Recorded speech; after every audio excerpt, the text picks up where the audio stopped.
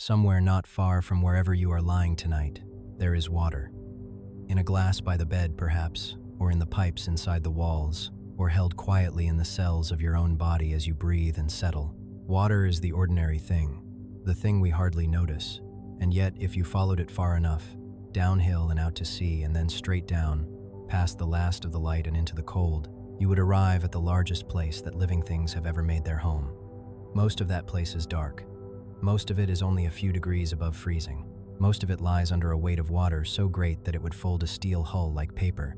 And for a long time, some of the most careful people who ever studied the sea believed that nothing at all could live there, that below a certain line, the ocean was simply empty. They were wrong, and how they came to be wrong, and what actually waits in that quiet dark is where we are going tonight, slowly, all the way to the bottom. Welcome back to Sleep Abyssal. Settle in, let the room go quiet, and let the sea take the weight of the day. There is nowhere to be tonight but here, drifting down, if you feel like it. Before the light in your mind goes soft, you might tell the others in the comments where you are listening from tonight, and how deep the dark is outside your window, whether there is a city glow or a real black country night or the sound of rain. It is a small thing, but it is nice to think of all of us settling down over the same turning sea. And here is the promise of the journey, the only thing you need to hold on to, and you do not even need to hold on to it very tightly. Tonight we are going to sink slowly, from the bright and familiar surface, down through the fading blue, through the twilight and into a dark that has never once seen the sun, past the falling snow of the deep and the great bones on the seabed, all the way to the bottom of the deepest trench in the world. And we are going to ask, the whole way down, one gentle question. How does anything live here?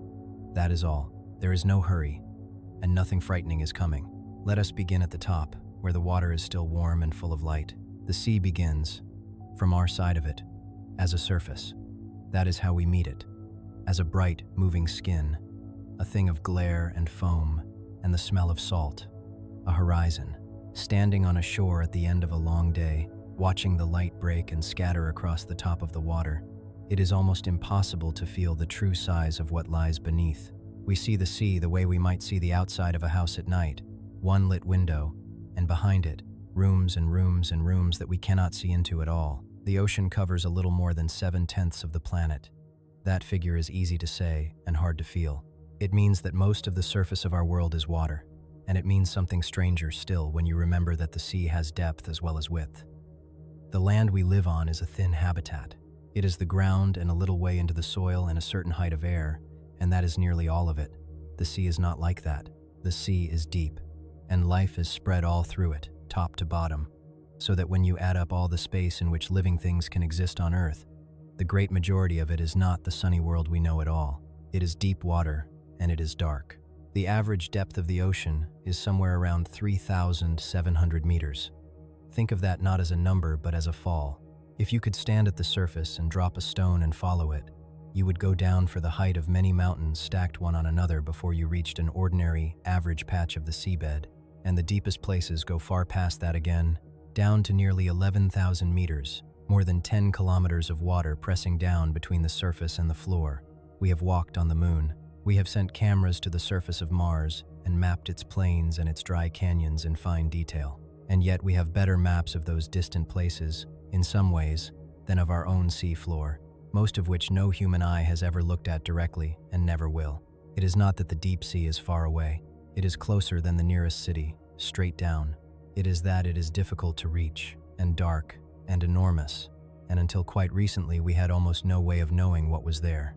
That difficulty is worth sitting with for a moment, because it explains a belief that seems very strange to us now. In the middle of the 1800s, a careful and respected naturalist named Edward Forbes spent time dredging the bottom of the sea, dragging a net along the seabed, and hauling up whatever it caught, and noticing that the deeper he went, the less life came up in the net. Fewer creatures, smaller and sparser, the further down he sampled. From that he drew a reasonable line. He proposed that below a certain depth, somewhere around 500 or 600 meters in his reckoning, the sea became lifeless. He called it the azoic zone, the zone without animals, and the idea made a kind of sense. Down there, it was cold and utterly black, and, as far as anyone could imagine, without food. Why would anything live in a place with no light to grow plants, no warmth, and nothing to eat? For a while, This was simply what educated people believed about the deep. The bottom of the sea was a desert of mud and stillness, a place where nothing stirred. The trouble was that the sea kept quietly disproving it. Even before Forbes had fully made his case, other people hauling things up from great depth had found animals clinging to the ropes and cables that had lain on the bottom. In one well-remembered instance, a ship laying telegraph cable across the deep sea brought a length of it back up for repair, and there, living on the cable that had rested more than a kilometer down in the supposedly empty dark, were animals, corals, small creatures that had settled and grown in a place that was not meant to hold life at all. And then, in the 1870s, a converted warship called the Challenger set out on a voyage that went on for years, crossing ocean after ocean and lowering its nets deeper than anyone had systematically done before, and it came back with life from every depth it sampled. Not abundant life, not crowds, but life, present and persistent, all the way down.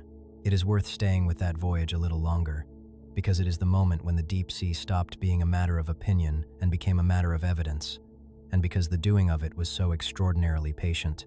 The Challenger was a wooden warship, and to send her on this errand, almost all of her guns were lifted out, and the spaces they had occupied were fitted instead with laboratories and storerooms, with benches and microscopes and shelf upon shelf of glass jars and preserving spirit, so that a vessel built for one purpose went to sea entirely remade for another. She left Portsmouth in the December of 1872, and did not come home until the May of 1876. And in those 3.5 years, she covered something close to 70,000 nautical miles, crossing the Atlantic and the Southern Ocean and the wide Pacific, going far enough south to meet the ice and far enough into the empty middle of the sea that there was nothing on any horizon for weeks at a time. The work itself was slow beyond anything we would now have patience for. To measure the depth, the ship had to stop, and a weighted line of hemp rope was let out over the side and allowed to run down and down and down, sometimes for hours, until the slackening of the rope suggested the weight had touched bottom, and then the whole length of it had to be hauled back in again. To sample the life, they lowered a dredge, a heavy iron frame with a net behind it, and dragged it along the seabed miles below, and then spent much of a day winching it back up, never knowing until it broke the surface whether it would arrive full or empty, or torn open on some unseen rock and carrying nothing at all. They did this, over and over, at more than 350 places scattered across the world's oceans. The tedium of it became legendary aboard. The same stop, the same rope, the same waiting, the same gray mud in the sieve, ocean after ocean, year after year, until a number of the crew simply left the ship at various ports and did not come back. But the jars filled. When the whole catch was finally counted and described, the voyage had brought home something in the region of 4,700 species that were new to science. An entire unsuspected population of the sea, and among them animals taken from depths where, by the confident reasoning of a generation earlier, there should have been nothing whatever. They found, scattered across the floor of the abyss, curious dark lumps of mineral lying in the mud, which nobody could then account for and which we now know to be nodules of manganese and other metals, grown grain by grain over millions of years.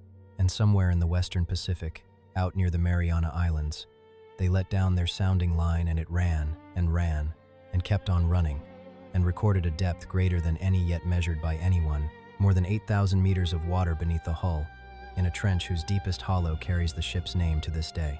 The writing up took longer than the voyage.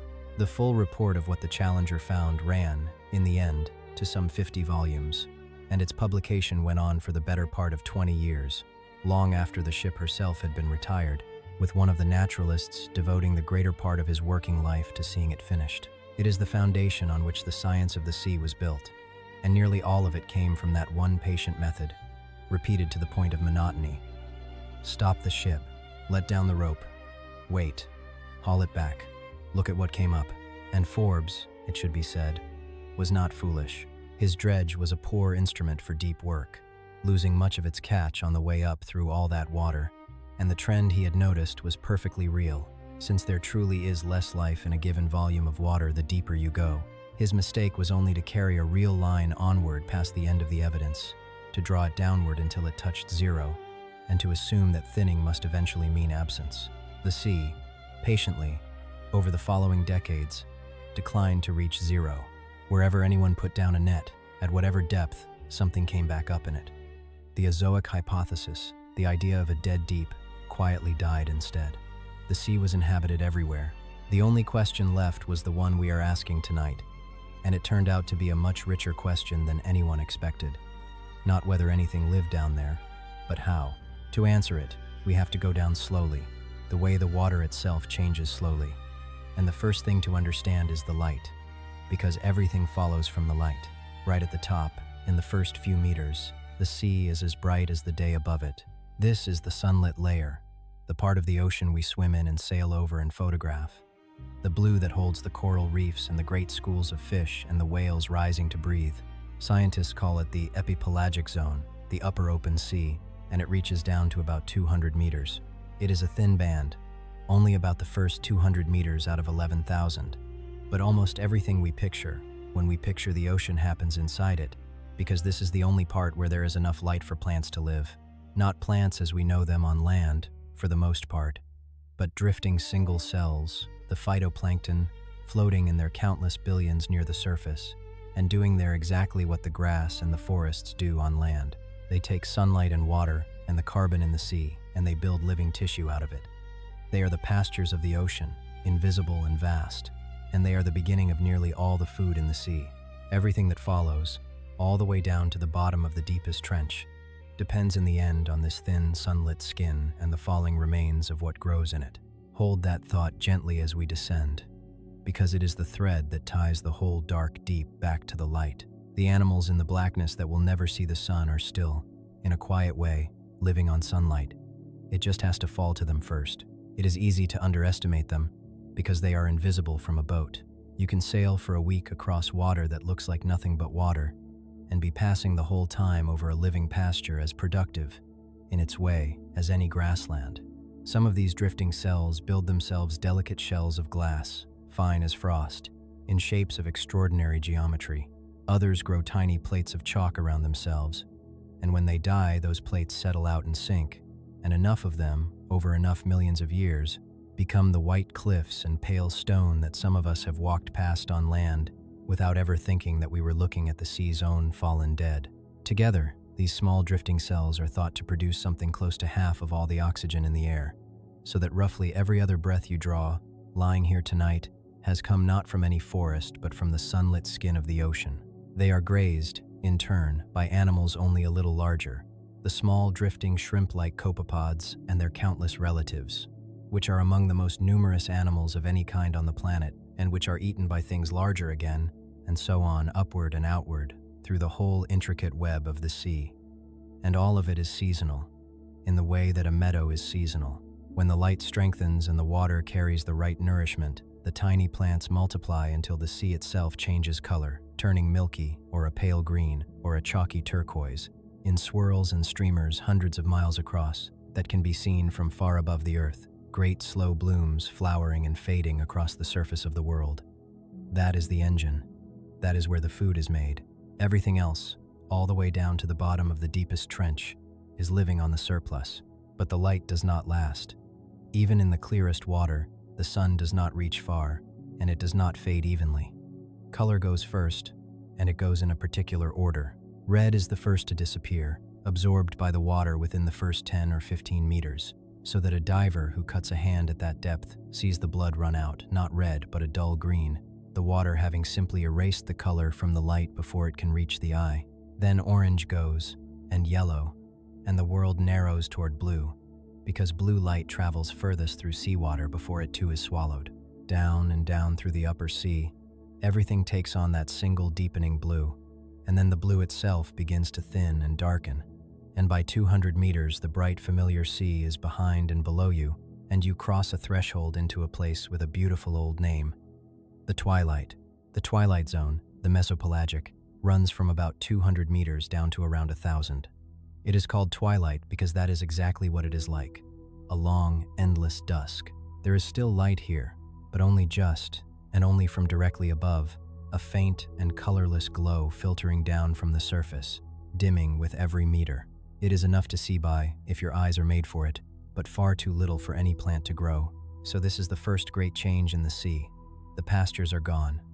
Below 200 meters there is no more growing, no more making of food out of sunlight.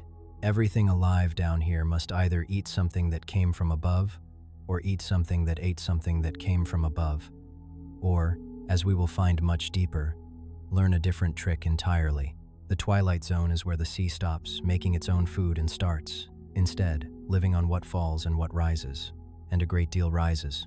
If you could hang weightless in the twilight, in that blue-gray half-light, and simply watch, you would see, drifting all around you, an enormous, quiet population of animals. Small fish with rows of tiny lights along their bellies, shrimp and squid, jellyfish pulsing slowly past. Strange, transparent creatures you could barely make out against the dim water. This layer of the sea is so full of life that when ships first began sending sound down into the ocean to measure its depth, the sound bounced back off this living layer as if it were a false seabed, a soft echo hundreds of meters down that seemed to be the bottom but was not the bottom at all. They called it the deep scattering layer, this ghostly floor made of animals. And for a while nobody understood why the false bottom seemed to move, why it rose toward the surface at night and sank again by day. The answer is one of the loveliest facts about the whole ocean. Every evening, as the light fades at the surface, this entire multitude begins to rise. Countless small fish and squid and shrimp swim upward out of the twilight, hundreds of meters up into the darkening surface waters to feed under cover of night on the rich life near the top, where the food is. And every morning, before the light returns and makes them easy to see, they sink back down into the safe dim depths to spend the day. It happens all over the world, every single night, in every ocean, and when you add it all together, it is the largest movement of living things anywhere on the planet, a daily migration not across the map but up and down, a slow breathing of life between the depths and the surface, in the dark, that has been going on quietly for as long as there have been such animals, and is going on right now, far out to sea, while you lie here settling toward sleep. If you are finding it easy to drift off here, a quiet like helps others who are looking for the same calm to find their way to it. And that is all. There is nothing else to do, and nowhere else to be. Now let us go back down, into the twilight, and then below it. The story of how we found that migration is worth telling slowly, because for a long time nobody knew they had found it at all. In the middle of the last century, ships began to carry a new instrument, an echo sounder, which sent a pulse of sound down into the sea and listened for the return, and timed it, and from that timing worked out the depth of the water beneath the hull. It was a fine and simple idea, and it worked, and it very quickly produced a puzzle that nobody could explain.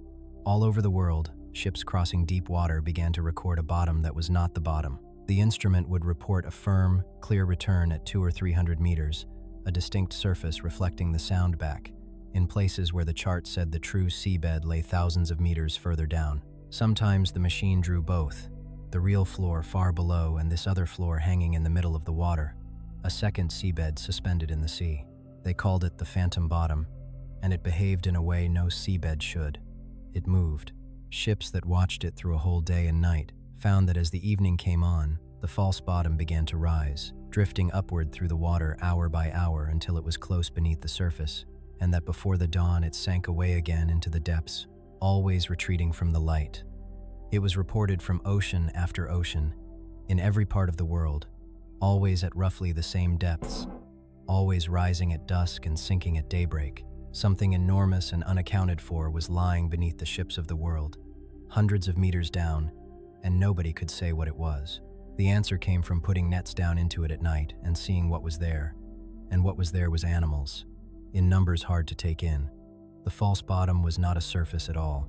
It was a layer of living things, spread thin through the water but continuous across whole oceans, dense enough that the sound of the echo sounder bounced off it as if it were solid ground. It was given the plain and rather beautiful name it still carries, the deep scattering layer, the depth at which the sea scatters sound, and it turned out to be made largely of small fish and squid and shrimp, many of them carrying, inside their bodies, small pockets of gas. And it is those little gas pockets, more than the flesh around them, that catch the pulse of sound and throw it back. A sea full of tiny bubbles inside tiny animals, reflecting the ship's sounding beams, drawing a false floor beneath the world. The fish that make up much of it are not famous, and hardly anyone will ever see one.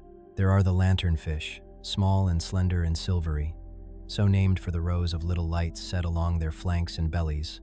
and they are thought to be among the most numerous fish anywhere on Earth, more abundant than any of the fish we catch and eat, uncounted multitudes drifting in the dusk of every ocean. There are the bristlemouths, smaller still and quite plain to look at, dark, slender fish a few centimeters long, which by some estimates are the most numerous animals with backbones on the planet, outnumbering every bird and every mouse and every fish of the coasts and rivers, and which almost nobody has ever heard of because they live their entire lives in the half-dark hundreds of meters down and are hardly ever brought to the surface intact. When we speak of the deep scattering layer, we are speaking, mostly, of these two quiet multitudes, and of the squid and shrimp that live among them. How much life is down there in total is one of the least settled numbers in the science of the sea. Estimates of the weight of fish in the Twilight Zone have been revised upward more than once, and some of them suggest that the fish of this dim middle water may outweigh all the fish of the entire rest of the ocean put together by a wide margin. Others are more cautious, and the honest position is that we do not yet know, because the animals are small and scattered and shy of nets, and because sound and nets and cameras each give a different answer. What everyone agrees on is that it is a great deal more than anyone expected, and that this thin, dark band, which no one visits and few have heard of, may hold more animal life than any other single habitat on Earth. And every night, all of it climbs. Consider what that actually involves for a fish the length of your finger. It may rise 300 or 400 meters, sometimes more than that, and then sink the same distance before morning, and do it again the next night, and the next, for its whole life. Set against the size of its body, that daily climb is like a person walking a good many miles uphill every evening and back down again before breakfast, without pause, for as long as they live. There is no leader and no signal. The whole layer simply lifts as the light dies, because each animal is holding itself, as best it can, at the level of dimness that suits it. And as the sun goes down, that level rises through the water, and the animals rise with it, following their preferred shade upward like a shadow of the departing sun. Before dawn, the process reverses and the shade sinks, and the layer sinks with it, back down into the safety of the dark. You can see how exactly they are tracking the light by watching what happens when the light changes unexpectedly. On bright nights when the moon is full, the layer tends not to come up so far, held down by that faint extra brightness. When clouds pass across the moon, it has been seen to lift a little in the gap. And during a solar eclipse, when the day darkens in the middle of the afternoon and then brightens again within the hour, the animals of the deep scattering layer have been observed to begin their evening ascent, rising toward a night that never comes, and then to turn and go back down again as the sun returns. They are not confused, exactly. They are doing precisely what they always do, which is to follow the light. And on that one strange afternoon, the light told them it was evening. The reason for the whole performance is the oldest compromise in the sea. The food is at the top, in the sunlit pastures, and the safety is in the dark below, where a hunting eye cannot pick you out. An animal that stayed up in the bright surface all day would eat well and be seen. An animal that stayed in the dark all its life would be safe and hungry. So they split the difference by the clock, coming up under cover of darkness to feed where the food is made, and slipping back down before the light returns to give them away. Every one of those small fish is running that calculation every single day of its life, and the sum of all those separate small journeys, made independently by uncountable animals across every ocean at once, is the largest movement of living things on this planet. A slow vertical breathing of the sea that happens every night, everywhere, whether anyone is watching or not. It has one further consequence that reaches all the way down to the bottom of our descent. All those animals feed near the surface and then carry what they have eaten down into the dark with them before the morning. And there, hundreds of meters down, they digest it and breathe and leave their droppings, and in time they die, which means that the migration is not only a movement of animals, it is a conveyor, a nightly carrying of carbon and nourishment from the sunlit skin of the sea down into the deep, delivered far below by the animals themselves rather than left to sink slowly on its own. Some considerable part of what the surface makes reaches the depths by this route, riding down in the bodies of the migrators. The deep is fed, in other words, not only by what falls, but by what descends deliberately every night and stays. Hold that picture for a moment before we go deeper, because it is a lovely one to rest in. Out at sea tonight, far from any land, as the last color leaves the sky, the water below the ship is quietly rising toward it. Not the water itself, but the life in it. Uncountable small silver fish with lights along their bellies, and squid and shrimp drifting up out of the blue-gray dusk in their multitudes, hour after hour, spread across every ocean on Earth at once, coming up to feed under the cover of the night. And before the sky pales again, all of them will have turned and gone quietly back down into the dark, and the surface will look, to anyone standing on it, exactly as empty as it did before. To live in the twilight, where the light is failing, an animal has one obvious problem to solve, and it is the problem of seeing. Up in the sunlit sea, eyes can be modest, ordinary, because there is light to spare. Down here, where a single faint glow seeps from above and everything else is shadow, every scrap of light matters. And so the eyes of the Twilight Zone become extraordinary. Many of the fish here have eyes that are huge in proportion to their bodies, dark and glassy and gathering, built to catch the last thin remnants of daylight. Some have eyes that point permanently upward, so that they can watch for the silhouette of anything passing between them and the pale glow above, a shape blocking the light being, in the twilight, the same thing as a shape you can see. The whole visual world here is reduced to that faint ceiling of light and the dark shapes that move against it.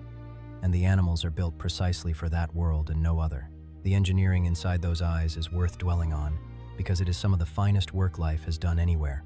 An eye is essentially a device for catching particles of light and turning them into a signal. And when light is desperately scarce, the whole design shifts toward catching every last one. Our own eyes carry two kinds of light-catching cell. One sort for color and bright conditions, and another, far more sensitive sort for dim conditions, which is why the world goes gray and soft when we walk out into a dark garden at night. The fish of the twilight have very largely dispensed with the first kind altogether, and filled their eyes with the second, enormous density, layer upon layer, so that the retina becomes a thick carpet of pure sensitivity. Many of them line the back of the eye with a mirrored layer as well, a reflective sheet behind the retina that catches any light which slipped through on its first pass and throws it back for a second attempt. The same trick that makes the eyes of a cat flare in a torch beam. Nothing is allowed to escape unread. In some of these animals, the sensitivity reaches a point which is genuinely close to the physical limit of what an eye could do, responding to light arriving not in floods or streams, but in ones and twos, single particles at a time. And there is a strange discovery here that has quietly overturned an old assumption. It was long taken for granted that the deep sea must be a colorless world, because color vision needs more than one kind of detector, and the deep animals had thrown nearly all of theirs away, keeping only the sensitive dim light cells. Then someone looked properly at the genetics of a number of deep-sea fish, and found that some of them, far from having simplified their eyes, had multiplied one particular part of the machinery over and over. One small silvery fish of the deep turned out to carry an extraordinary number of separate versions of the light-catching pigment, each tuned to a slightly different shade, where most animals make do with one or two. Nobody is entirely certain what it does with them. The most appealing suggestion, and it is still only a suggestion, is that it may be able to tell apart the different colors of the living lights around it, distinguishing one animal's glow from another's in a world lit only by the animals themselves. A kind of color vision, in other words, built not for daylight but for the dark, tuned not to the sun but to the flickering lamps of its neighbors. Others have gone stranger still. Nearly every eye we know of, in every animal on Earth, forms its picture with a lens, bending the incoming light to a focus the way a magnifying glass does. But there is a small fish of the deep, with the pleasant common name of the spookfish, whose eyes do something no other backboned animal is known to do. Alongside the ordinary upward-looking part of the eye, it has a second chamber that looks downward, and that chamber has no working lens at all. Instead, its inner wall is lined with a mirror, built from stacked layers of tiny crystals arranged with great precision, and it gathers the faint light from below and reflects it into focus, forming its image by reflection rather than refraction. It is, in effect, a living telescope of the kind astronomers build, a mirror rather than a lens, grown in the head of a small fish in the dark water, giving it a view both upward toward the fading day and downward into the black where the living lights are. There is a fish down here that shows just how far this can go, and it has one of the strangest heads in the sea. It is called the barrel eye, and its eyes are not round like ours but tubular, two cylinders of dark glass pointing straight up, so sensitive and so specialized that for a long time nobody understood how the fish could see forward at all. Then, when one was finally observed alive and intact, the answer turned out to be gentle and astonishing. The barrel eye has a transparent head. The top of its skull is a clear dome filled with fluid, and its tubular eyes sit inside that dome and can swivel, rotating up to search the faint light overhead, and then tipping forward to look ahead at whatever it is about to eat, all through the clear window of its own transparent forehead. It is not frightening. It is simply a very quiet, very precise answer to the problem of seeing in a place where there is almost nothing to see with. For a long time, nobody knew about that transparent dome, and the reason is a small lesson in how hard the deep is to study. Almost everything we knew about these animals for a century came from nets, and a delicate fluid-filled shield of that kind does not survive being dragged up through 200 meters of water and hauled onto a heaving deck. The barrel eyes that reached the laboratory arrived with the dome burst and gone, so that the fish appeared to be exactly what it was drawn as for decades, a small, odd creature with two tubular eyes staring bare and upward out of the top of its head, and nobody could work out how it managed to see or aim at anything in front of it. The dome was only understood when a remotely operated vehicle met one in its own water, hanging quietly in the dark, and filmed it whole. There is a further trick to the illusion. On the front of the fish's face, where you would naturally expect the eyes to be, there are two dark hollows that look for all the world like a pair of eyes. And they are not eyes at all. They are its nostrils. The real eyes are the green cylinders up inside the clear dome, and they are green because they carry a pigment that filters the faint sunlight seeping down from above, which helps the fish pick out the sharper glow of a bioluminescent animal against that dim background, the way a colored filter can lift one thing out of a hazy sky. And then, at the other extreme, there are the animals that have given the whole problem up. Below a certain depth, where even the faintest trace of sunlight has gone and the only light left is the occasional living spark, an eye becomes an expensive thing to build and feed for very little return, and a number of deep-sea animals have quietly reduced theirs, or lost them altogether, and gone over to other ways of knowing where they are. Fish carry along their flanks a line of tiny sensors that read the movement of the water itself, so that anything swimming nearby sends its small disturbance ahead of it and is felt before it could ever be seen, a sense of touch, extended outward into the surrounding sea. Others have taken smell to remarkable lengths, following a scent through the dark water across distances that would be hopeless for any eye. And many of them simply wait, motionless in the black, holding out a hand or a fin or a trailing filament, and know the world only when it brushes against them. It is a different way of being in a place, neither sad nor deprived, and it works. And it has worked for a very long time. Some of the deep sea reads its surroundings by light.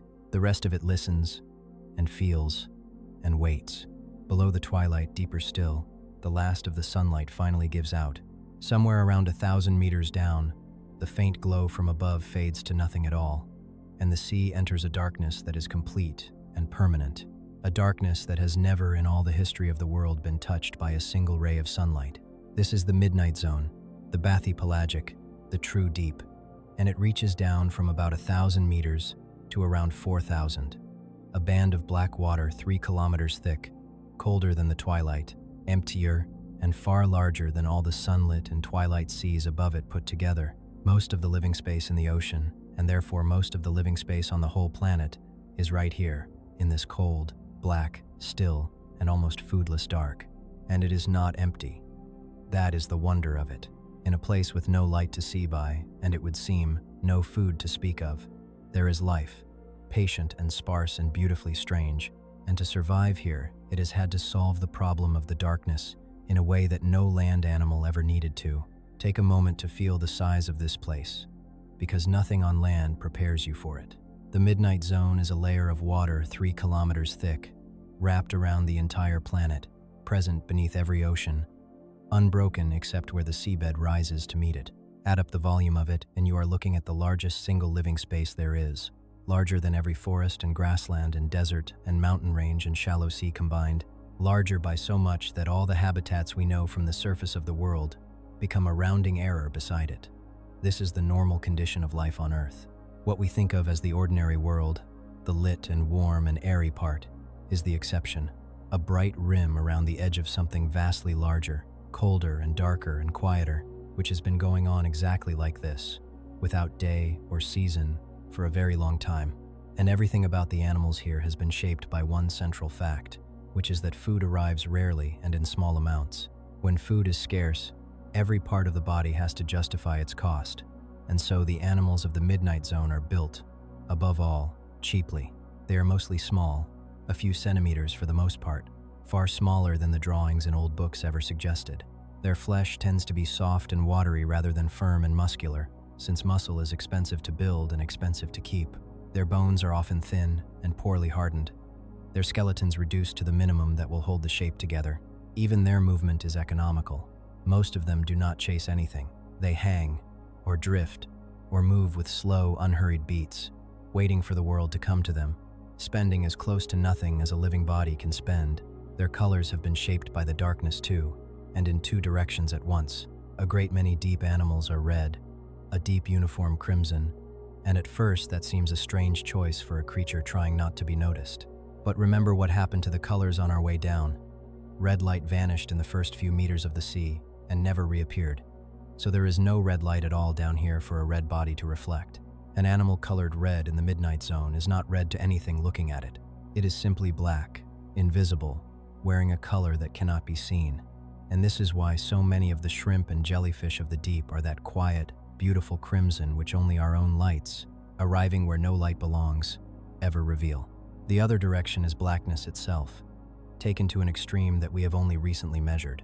Certain fish of the deep have skin that does not merely look dark but is among the darkest material known anywhere, absorbing more than 99.5 of every 100 particles of light that strike it, so that the fish reflects almost nothing back. The trick lies in a dense layer of pigment packets sized and spaced, so that any light entering is bounced from one to another and absorbed before it can escape.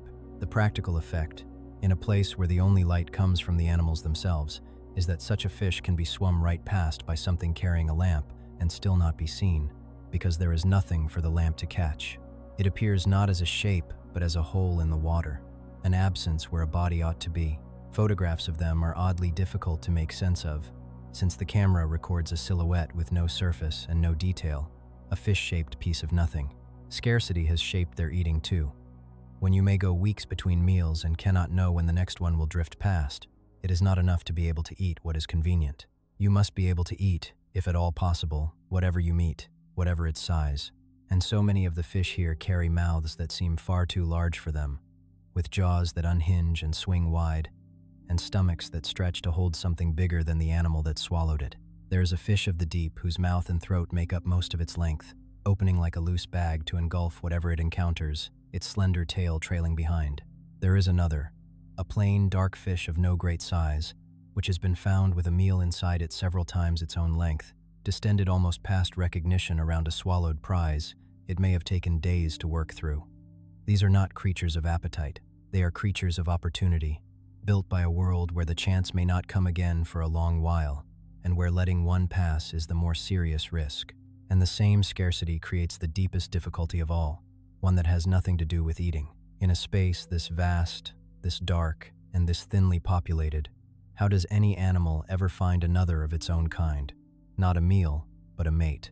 Somewhere out in 3 kilometers of black water spread across an entire ocean, there is another of you, and you cannot see, and you cannot call very far, and you cannot afford to spend your life searching. It is a problem so severe that some of the strangest arrangements in the animal world have grown up in answer to it, and we will come to the strangest of them shortly. If there is no light, the animals make their own. Bioluminescence is the name for living light. Light made inside the body of an animal by a slow chemical reaction rather than by heat. The same cold green light you may have seen on a summer night in a firefly, or in the faint glow that sometimes runs off the oars of a boat through certain seas. On land it is a rarity, a curiosity, something most of us see only once or twice in a lifetime. In the deep sea, it is the ordinary condition of things. The great majority of the animals that live in the open water below the sunlit zone can make their own light, so that if you could somehow watch the midnight sea with eyes fast enough and patient enough, you would find that the black is not truly black at all, but scattered with tiny living sparks, flickers and pulses and slow drifting glows, an entire world lit not by any sun but by the animals themselves, each carrying its own small lamp through the dark. The light is made in much the same way wherever it appears, by bringing together a substance that will give off light with another substance that lets the reaction happen, and letting them combine in the presence of oxygen. The glow that results is cool and steady and costs the animal very little, and it is almost always the same color, a clear blue-green, and there is a plain and satisfying reason for that. Blue-green is the color of light that travels furthest through seawater. the very last color to be swallowed as light sinks from the surface. An animal that wants its signal to be seen at a distance in water does best to send it in the color the water lets pass. And so, all through the deep, the living lights have converged on that same cold blue-green, the color of the sea's own transparency, until it has become the characteristic color of the deep ocean at night, the color of the dark made visible. What the animals do with that light is where the real invention begins, because a light in the darkness can be turned to almost any purpose, and the deep sea seems to have tried them all. The simplest use is to see. A few deep animals carry lights near their eyes like small headlamps, throwing a faint glow ahead of them to pick out what is close, a private beam in a place with no other light. But most of the uses are cleverer and quieter than that, because a light in the dark is not only a way to see, it is also a way to be seen, or to avoid being seen, or to say something, and each of those is a problem the deep has solved in its own way. Consider the strange difficulty of hiding in the twilight, in that thin remnant of light we passed through on the way down. Down there, remember, an animal below you sees you not as a lit shape, but as a dark silhouette against the faint glow from the surface above. No matter how dark and quiet you make your body, your shadow gives you away, a shape blocking the light. And so, all through the Twilight Zone, animals have hit upon a remarkable answer. They cover their undersides with rows of small downward-pointing lights, and they glow gently downward, tuning the brightness of that glow to match the fading daylight above them, so that from below there is no longer any shadow at all, only an even wash of light where the animal should be. It is a kind of erasing, a way of vanishing not into darkness but into light, of pretending to be the sky. It is called counter-illumination, and countless small fish and squid are quietly doing it right now in the dusk layer of every ocean, glowing softly on their bellies to rub out their own shadows. The precision of it is the remarkable part. It would be no use at all to glow at some fixed brightness, because the light coming down from the surface is never fixed. It fades through the evening, strengthens through the morning, dims when cloud crosses the sun, and changes with every meter the animal rises or sinks. So these fish do not simply glow, they measure and adjust. They carry light detectors that sample the brightness of the water above them and then tune the output of their own lamps to match it, brightening as the day brightens, dimming as it fades, and correcting continuously as they move up or down through the changing light. When the experiment has been done, holding a light above such a fish and slowly varying it, the animal has been seen to follow the change faithfully, turning itself up and down to stay invisible. The lamps themselves are proper optical instruments rather than simple glowing patches. Many are built with a reflector behind, to throw all the light in one direction, and a lens in front to spread it evenly, and in some cases, a colored filter, to adjust the exact shade of the glow so that it matches the particular blue of the sunlight seeping down at that depth. Some are angled and shuttered so that the light goes only downward, where it is needed, and never sideways or up, where it would give the animal away. And a number of these fish add a further refinement that costs them nothing at all, since their flanks are silvered like mirrors, so that from the side they reflect whatever light is around them and disappear into their own surroundings, while from below their small lamps are quietly erasing the shadow they would otherwise cast. Then there is the light that lures. In the true dark of the midnight zone, where food is scarce and far apart and might drift past only rarely, one way to eat is to make something come to you, and the surest way to draw a curious animal in the dark is to show it a light. The anglerfish is the famous example, a small dark fish that carries, on a slender stalk arching over its mouth, a little glowing lure, a single lamp of living light, held out in front of it in the blackness, lit by a colony of light-making bacteria that live inside the lure in a quiet partnership with the fish. Anything that comes to investigate that soft, patient glow, hoping perhaps for a meal of its own, finds the mouth waiting just below it. It is not cruel, and it is not frightening. It is simply what patience looks like in a place where meals are rare, a single light held out in the dark, and a long, slow wait. The lure repays a closer look, because it is a more elaborate piece of equipment than it first appears. The stalk that carries it is not a new invention, but an old one repurposed, the first spine of the fish's back fin, which over long stretches of time has migrated forward over the head and lengthened into a slender rod, so that the animal is fishing, quite literally, with a modified piece of its own fin. At the tip sits the lamp, and the fish does not make the light itself. The glow comes from bacteria, gathered from the surrounding seawater, and housed in a small chamber at the end of the lure, where they are fed and kept and allowed to shine in one of the many quiet partnerships between deep-sea animals and the bacteria that can do what the animals cannot. The bacteria glow more or less continuously, so the fish controls its display in other ways, by shielding the lure or by adjusting the flow of blood that keeps the colony supplied, dimming and brightening its one small light as it chooses. And no two kinds carry quite the same lamp. Some lures are simple glowing beads, others are branched or fringed with fine filaments, or trail long luminous threads far out into the water, each species with its own particular shape, its own pattern of light, its own way of being recognized in the dark. It is worth saying plainly, too, that these are small animals.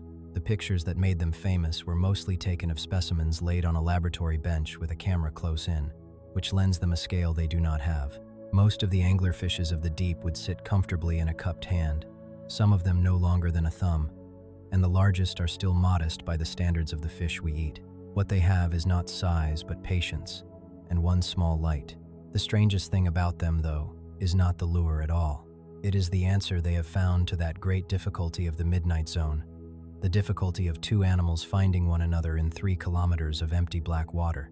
For a long time, this was a genuine puzzle in the collections, because every anglerfish anybody caught appeared to be female. Hundreds of specimens came up over the years, from every ocean, and all of them carried lures, and none of them were male, and nobody could explain where the males had gone. Some of the females, it was noticed, had small, odd lumps attached to their bellies or their flanks, which were taken to be parasites of some kind and were not thought interesting. In time, somebody looked at one of those lumps properly and found that it was not a parasite at all. It was the male, of the same species, joined to her body. The life of that male is one of the most remarkable things in the sea. He hatches small and stays small, in some species a tiny fraction of the length of the female, and he is built for one purpose only. He has no lure and no great mouth, and only the barest apparatus for feeding himself. What he does have is an enormous pair of nostrils, out of all proportion to his head, and large eyes, because his whole existence is a search. Somewhere in that darkness is a female of his own kind, and he must find her before his small reserves run out. Following the faint chemical trace she leaves in the water and the particular pattern of her light, navigating by scent and by lamplight through a volume of blackness that would take a ship days to cross. Most of them, presumably, never succeed. We have no way of knowing how many quietly fail. If he does find her, he takes hold with his jaws, and then something happens that has no real parallel among other backboned animals. He does not let go. His mouth fuses to her skin, and over the following weeks the two bodies grow together, the tissues joining, the skin closing over the seam until their blood vessels connect and her circulation is feeding his. From that point on, he is nourished entirely by her. He no longer needs to hunt or see or swim, and much of his body simply stops being maintained, his eyes and his other organs dwindling away as unnecessary until what remains is little more than a small permanent outgrowth on her side, alive, supplied by her blood, and producing sperm whenever she has eggs to fertilize. A single female may carry more than one of them. The search is over, for good, and the problem of ever finding each other again in the dark has been solved by never separating. There is a genuine biological mystery buried in this, and it was noticed only recently. If you were to graft the tissue of one animal onto another in this way, in almost any other backbone species, the recipient's body would recognize the foreign tissue and reject it, because that is precisely what an immune system is for. These fish do not reject it. When their biology was examined closely, it turned out that they have lost or disabled key parts of the very machinery that would normally make such a joining impossible, the same machinery that we and nearly every other vertebrate rely on to tell our own tissue from another's, and to remember an infection once we have met it. How they manage to stay healthy without it is not properly understood. They appear to have traded away a defense system that biology textbooks treat as essential, in exchange for the ability to fuse two bodies into one, and to have been doing perfectly well on that arrangement in the deep water for millions of years. And it is worth adding the honest caveat, because the story is often told as though it were universal. Not all of the deep-sea anglerfishes do this. In some kinds, the male attaches only for a time, and then lets go and swims away. In others, he never attaches at all, and simply meets the female and parts from her in the ordinary way. Permanent fusion is the extreme end of a range of solutions to the same problem, rather than the single rule of the group, and which species do which is still being worked out. What they all share is the difficulty itself, the sheer emptiness of the water they live in, and the fact that every one of these arrangements is an answer to the same quiet question of how to find another living thing in the dark. And there is light used to speak, or at least to signal. Flashes and patterns that seem to be a kind of language of the deep. Ways of finding a mate across the wide dark, or of startling something that has come too close, or of raising an alarm. Some animals, when seized, release a cloud of glowing particles into the water, a bright smear left hanging in the black as the animal itself slips away into the surrounding dark, the way a squid nearer the surface might vanish behind a cloud of ink. It is the same trick, a screen thrown up between the hunter and the hunted, only made of light instead of shadow, a burglar alarm of the sea. Others may use their glow to summon still larger animals to their own attacker, on the quiet logic that the surest way to escape the thing that is eating you is to attract something that will eat it in turn. There is one last refinement of the living light that is stranger and more private than all the rest, and it turns on the color.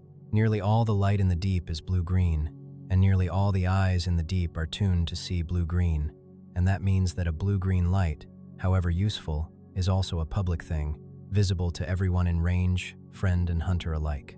But a few animals in the deep have found a way around this. There is a fish, sometimes called the stoplight loosejaw for the small red and green lamp set beneath its eyes, that produces not only the ordinary blue-green light but also a deep red glow, a color that almost nothing else in the deep sea can see, because almost every other animal has lost the ability to detect red light entirely down here, where red sunlight never reaches. This fish has kept, or reinvented, the ability to see red, and so it carries a lamp that lights up the darkness in a color visible only to itself. It can search the water ahead of it with a private, secret light, seeing its surroundings and its prey while remaining, to every other pair of eyes in the deep, apparently in total darkness, a hidden torch, in a hidden color, in the blackest place in the world. There is something wonderfully quiet about that, a solitary light nobody else can see, moving through the dark. Light is only the first of the deep sea's difficulties, and perhaps the gentlest. The second is something you cannot see at all, something that presses in silently from every side and grows heavier with every meter of the descent, and that is the weight of the water itself. The pressure. Up here at the surface, we live at the bottom of an ocean of air, and its weight rests on us so evenly and so constantly that we never feel it. Water is far heavier than air, and in the sea the weight builds much faster. For roughly every 10 meters you descend, the pressure increases by about the weight of the whole atmosphere again. One more atmosphere stacked on for each 10 meters down, and it never stops adding. By 1,000 meters, at the top of the midnight zone, the pressure is around 100 times what it is at the surface. By the Abyssal Plains, several kilometers down, it is hundreds of times greater. And at the very bottom of the deepest trench, more than 10 kilometers down, the pressure is something like 1,000 times the pressure at the surface, a weight so great that it is often described, quite accurately, as being like the weight of a great many large cars pressed down onto the area of a single fingertip, or enough to fold a strong steel hull as if it were foil. It is worth pausing on how genuinely strange it is that anything lives under that. A submarine sent down there must be built as a thick sphere of the strongest materials we have, precisely because the pressure is trying, everywhere and always, to crush the hollow space of air inside it. And yet the animals of the deep swim through that same pressure freely, softly, without any armor at all, many of them with delicate, almost gelatinous bodies that seem far too fragile for such a place. How can a soft-bodied animal live comfortably under a weight that would collapse a machine of steel? The answer is beautifully simple once you see it, and it comes in two parts. The first part is that pressure only crushes things that have spaces inside them, spaces filled with gas or air. A submarine is dangerous to itself because it is a bubble of air held down in the deep, and the pressure outside is desperate to close that bubble. But water itself barely compresses at all. You can press on water with enormous force and it hardly shrinks. And living tissue is mostly water. So, an animal that is made of water and solid tissue, with no gas-filled cavity anywhere inside it, has almost nothing for the pressure to squeeze. The weight presses in from every side, but it presses equally on the water inside the animal, and the two balance. And the animal simply does not feel it as a crushing thing at all. It is at peace with the pressure because it does not fight it. It has no hollow space to defend. This is why so many deep-sea animals are soft and simple and often nearly transparent, with no hard shell and no rigid frame. The old picture of the deep as a place of monstrous armor has it almost exactly backwards. The deep is a place of softness, of animals built like the water they live in. Fish are a partial exception, and the exception is instructive.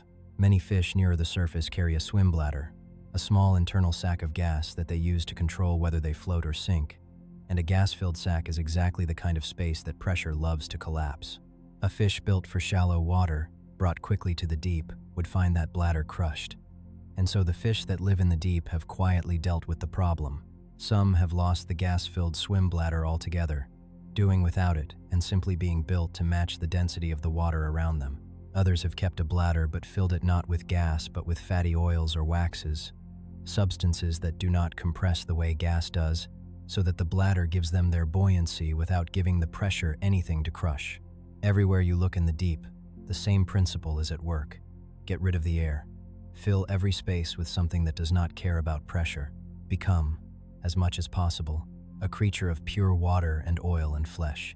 You can watch this principle working in an animal that visits both worlds. When a sperm whale leaves the surface and goes down after squid, it does not carry a chest full of air down with it, because a chest full of air at a kilometer's depth would be a serious problem. Its lungs collapse deliberately on the way down, folding flat and emptying as the pressure rises, the animal having already stored the oxygen it needs in its blood and muscle rather than in any airspace. It removes the bubble before the sea can close it, and when it rises again, the lungs simply open once more. A human diver cannot do anything of the sort beyond a very modest depth, which is why our own descents into the deep have always required us to carry a small piece of the surface down with us, sealed in a sphere of steel, defending our one precious bubble of air against everything outside it.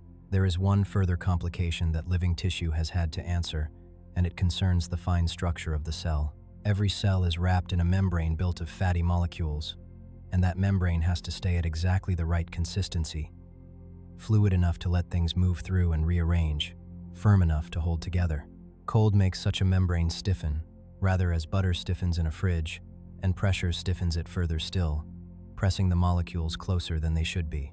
An animal living in cold water under great pressure therefore risks having every membrane in its body seize up.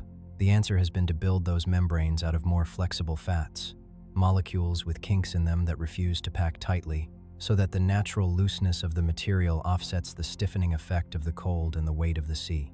The deeper the animal lives, the more of these flexible components its membranes tend to contain.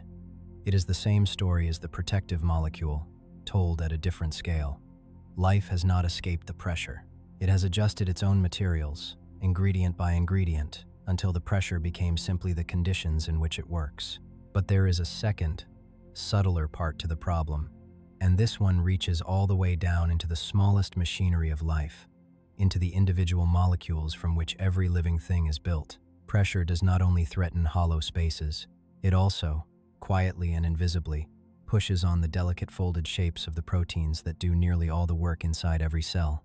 A protein is a long chain that must fold itself into one exact and complicated shape in order to function, and that folded shape is held together by forces so gentle that great pressure can begin to disturb them, to nudge the protein toward folding wrongly or coming apart, or simply not doing its job.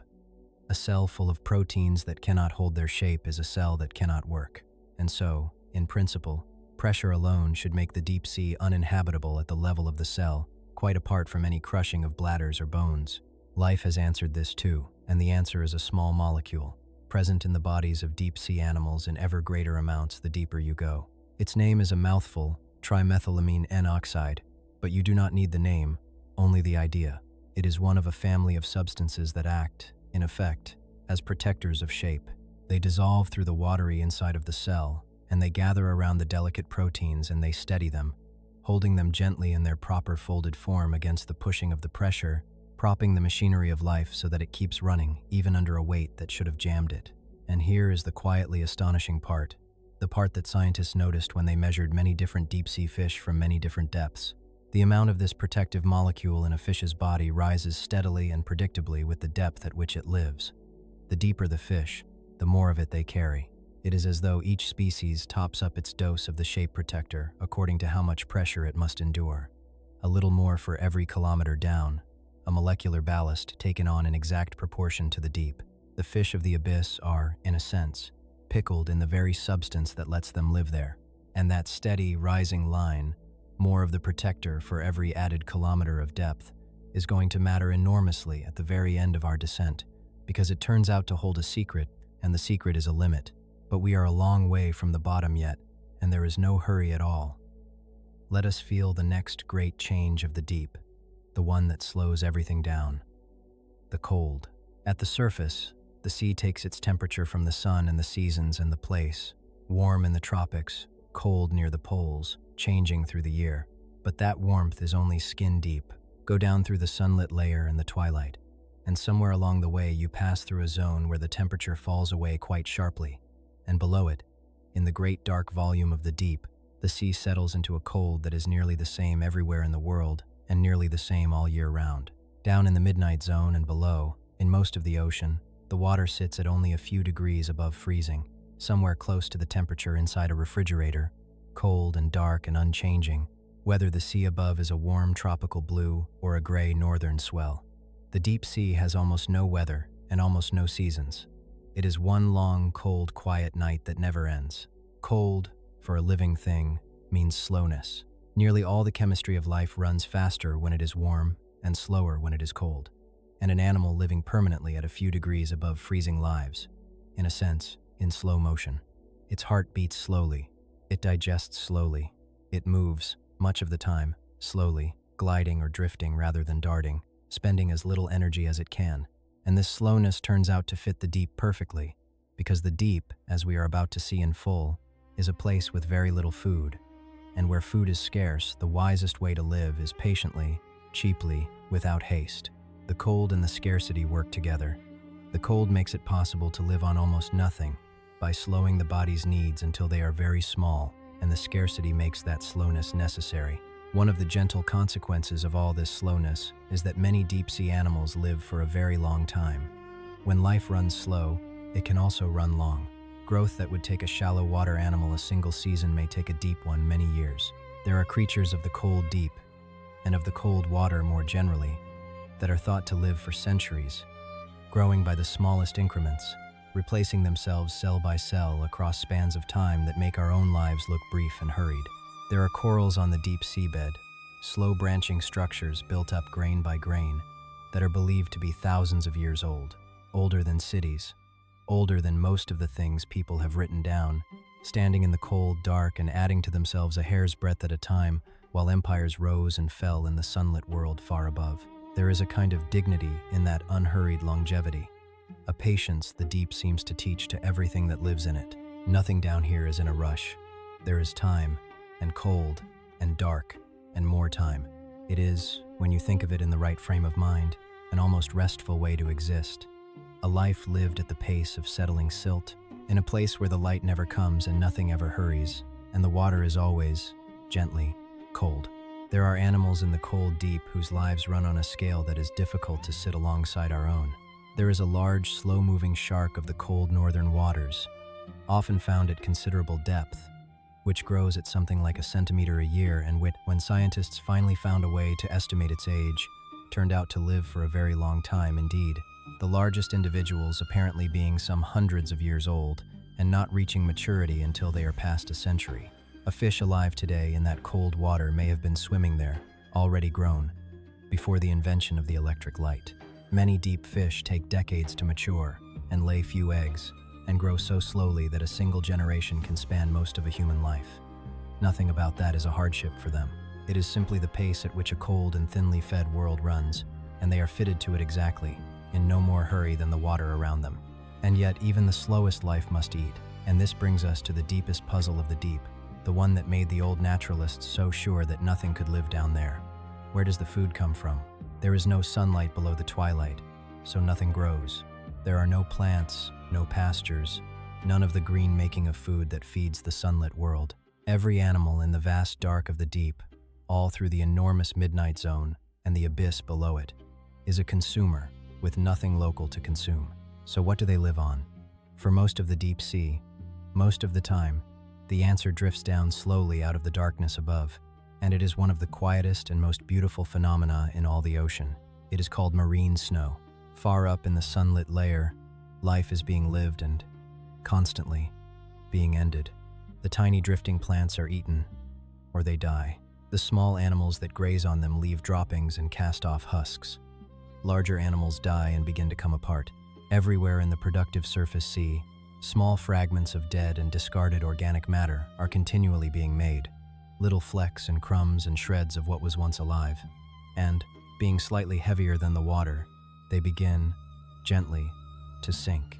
As they sink, they gather together, clumping into soft flakes, collecting a coating of bacteria and mucus, growing as they fall, drifting down through the blue and the twilight and into the dark, a slow and endless downward fall of pale particles through the whole depth of the sea.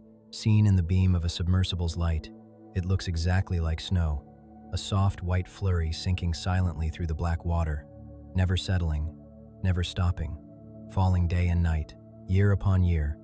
For as long as there has been a sea, marine snow, the falling remains of the sunlit world, feeding the dark. The name was given by a man sitting inside a steel ball on the end of a cable.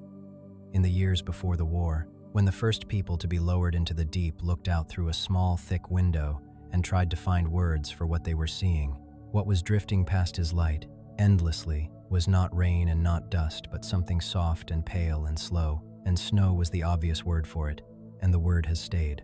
Take one flake of it and look closely, and you find it is not a single thing at all. It is a loose aggregate, a clump held together by a web of mucus, and packed into it are the emptied shells of the tiny drifting plants, the broken remains of animals, cast-off skins and shed body parts, and, very often, the droppings of the grazers of the surface waters, small, dense pellets which sink far better than anything else and carry a great deal of the nourishment downward. And living all over that clump, in enormous numbers, are bacteria, working through it as it falls, breaking it down slowly on the long way to the bottom. A flake of marine snow is therefore not merely a crumb of food. It is a small drifting island, a whole community with its own inhabitants, sinking through the dark and being consumed from within as it goes. One of the largest contributions to that fall comes from an animal almost nobody has heard of, and the arrangement is delightfully odd. There are small, transparent creatures in the open sea, somewhat like tadpoles, which build around themselves a house of mucus, a filmy structure many times the size of the animal itself, laced with fine internal filters. The animal sits inside and pumps water through the filters and eats what they catch. And when the filters clog, as they quickly do, it does not clean them. It abandons the whole house, swims out, and builds a new one, sometimes several times in a single day. The discarded houses, heavy with everything they have strained out of the water, sink, and they sink faster than ordinary marine snow, and there are so many of them being cast off at any moment across the world's oceans that these thrown-away mucus houses are now thought to carry a substantial share of all the food that reaches the deep. A great part of the deep sea, in other words, is living on the ocean's discarded filters, falling steadily out of the sunlight. It is a slow, thin nourishment. A flake of marine snow may take days or even weeks to sink from the surface to the deep seabed, and much of it is eaten on the way down, intercepted by the animals of the twilight and the midnight, so that only a small fraction of what leaves the surface ever reaches the true depths. By the time it arrives on the abyssal floor, kilometers down, only a faint dusting of it is left, a scarce and precious rain of crumbs. This is why the deep is a place of such patience and thrift, such slow hearts and long lives and cheap, careful movement. The animals down there are living on the leftovers of a distant, sunlit feast they will never attend, a feast whose scraps take a week to fall to them and arrive nearly used up. And still they persist, all through that vast dark space, spread thin, waiting, catching what falls. When you next see snow drifting down outside a window, slow and silent in the still air, you might think of that other, endless snow far out to sea, falling forever through the dark, and of all the quiet lives it keeps.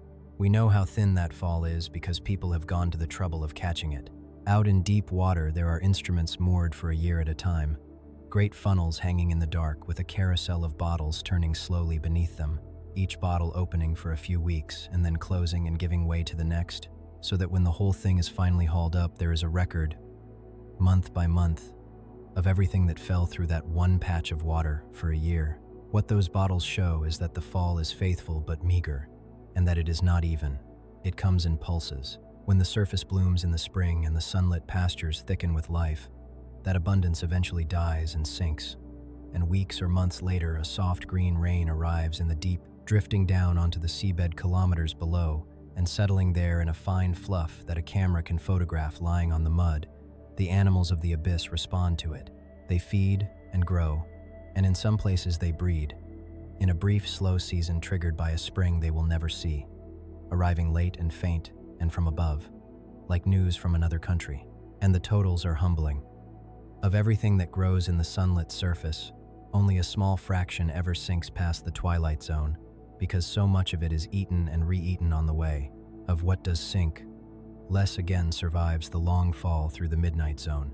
By the time the remainder reaches the true abyssal floor, several kilometers down, what arrives is commonly a small percentage of what left the surface, and in the deepest and most remote places it is a fraction of 1%, a whisper of a whisper. The entire enormous population of the deep, all those patient animals spread through the largest habitat on Earth, is living on the few crumbs that survive that journey. It is the thinnest economy anywhere in the natural world, and it has been running, without interruption, for hundreds of millions of years. There is one more thing that slow fall does, and it matters far beyond the animals that feed on it. Every flake that sinks is carrying carbon downward, out of the surface water and into the deep. And once that carbon reaches the cold dark, it is effectively locked away, because the deep water does not return to the surface quickly. It circulates on its own slow schedule, taking centuries and in places 1,000 years or more to come back up into the light and the air. So the endless silent snowfall of the sea is also, quietly, one of the great regulators of the world above it, drawing carbon down out of the sunlit layer year after year and storing it in the dark for a very long time. It is doing this now, as you lie here, in every ocean, without any fuss at all, and it has been doing it since long before there was anyone to notice. Every so often, though, the thin snowfall of the deep is interrupted by something far greater, a single enormous gift that falls out of the darkness and lands on the seabed and changes everything around it for years. Sometimes, in the wide sunlit sea, a whale dies, a great body, the largest that has ever lived, that held its warmth and its motion for decades, comes finally to rest, and after a time it sinks. Down it goes, slowly, out of the light and through the twilight and the long, dark, tons of it, until at last it comes to the floor of the deep and settles into the soft sediment with a slow, silent billow of disturbed mud, and there it lies. To the sparse, hungry animals of the Abyssal Plain, accustomed to a rain of crumbs, the arrival of a whale on the seabed is not a tragedy. It is the greatest feast their world can offer. A mountain of food dropped into a desert, and it will feed a whole succession of living things for a very long time. This is what is called a whale fall, and it is one of the strangest and most orderly small worlds in the sea. We only learned about it by accident. In the late 1980s, a submersible working over the seabed off the coast of California, several hundred meters down in a quiet basin, came upon the skeleton of a whale lying in the mud, and around it a gathering of animals that had no business being there in such numbers. Nobody had gone looking. It was simply found, the way you might come upon a fallen tree in a wood, and it was only then that anyone began to think carefully about what happens when the largest animals on the planet die and sink, and about how many such places there must be scattered across the floors of the oceans at any one time, quietly working through their long, slow feast in the dark, unvisited and unrecorded. The size of the gift is the thing that is difficult to take in. Remember how thin the marine snow is when it finally reaches the deep seabed, a faint dusting of crumbs. Now consider that a large whale carcass delivers to a single patch of that seabed, all at once, roughly as much organic material as would ordinarily settle there across 1 or 2 centuries of that patient snowfall. 100 years of rations, arriving in an afternoon. For the animals within reach, it is not a meal. It is a change in the nature of the world, and they respond accordingly.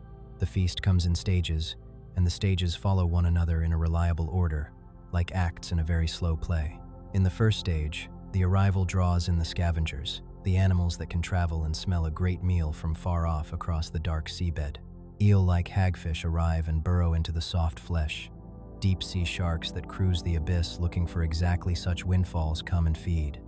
Crabs and other wanderers gather, and swarming over everything come the amphipods, small shrimp-like creatures in their thousands, stripping the body steadily down. This first stage, the stripping of the soft tissue, can go on for months or even years, depending on the size of the whale, a long, slow banquet attended by everything within reach that can eat flesh, until at last the great skeleton lies more or less bare on the seabed, picked clean, But the whale fall is not finished when the flesh is gone, and this is what makes it so remarkable. As the scavengers depart, a second community moves in, a crowd of smaller animals that live on the scraps and the enriched sediment left behind.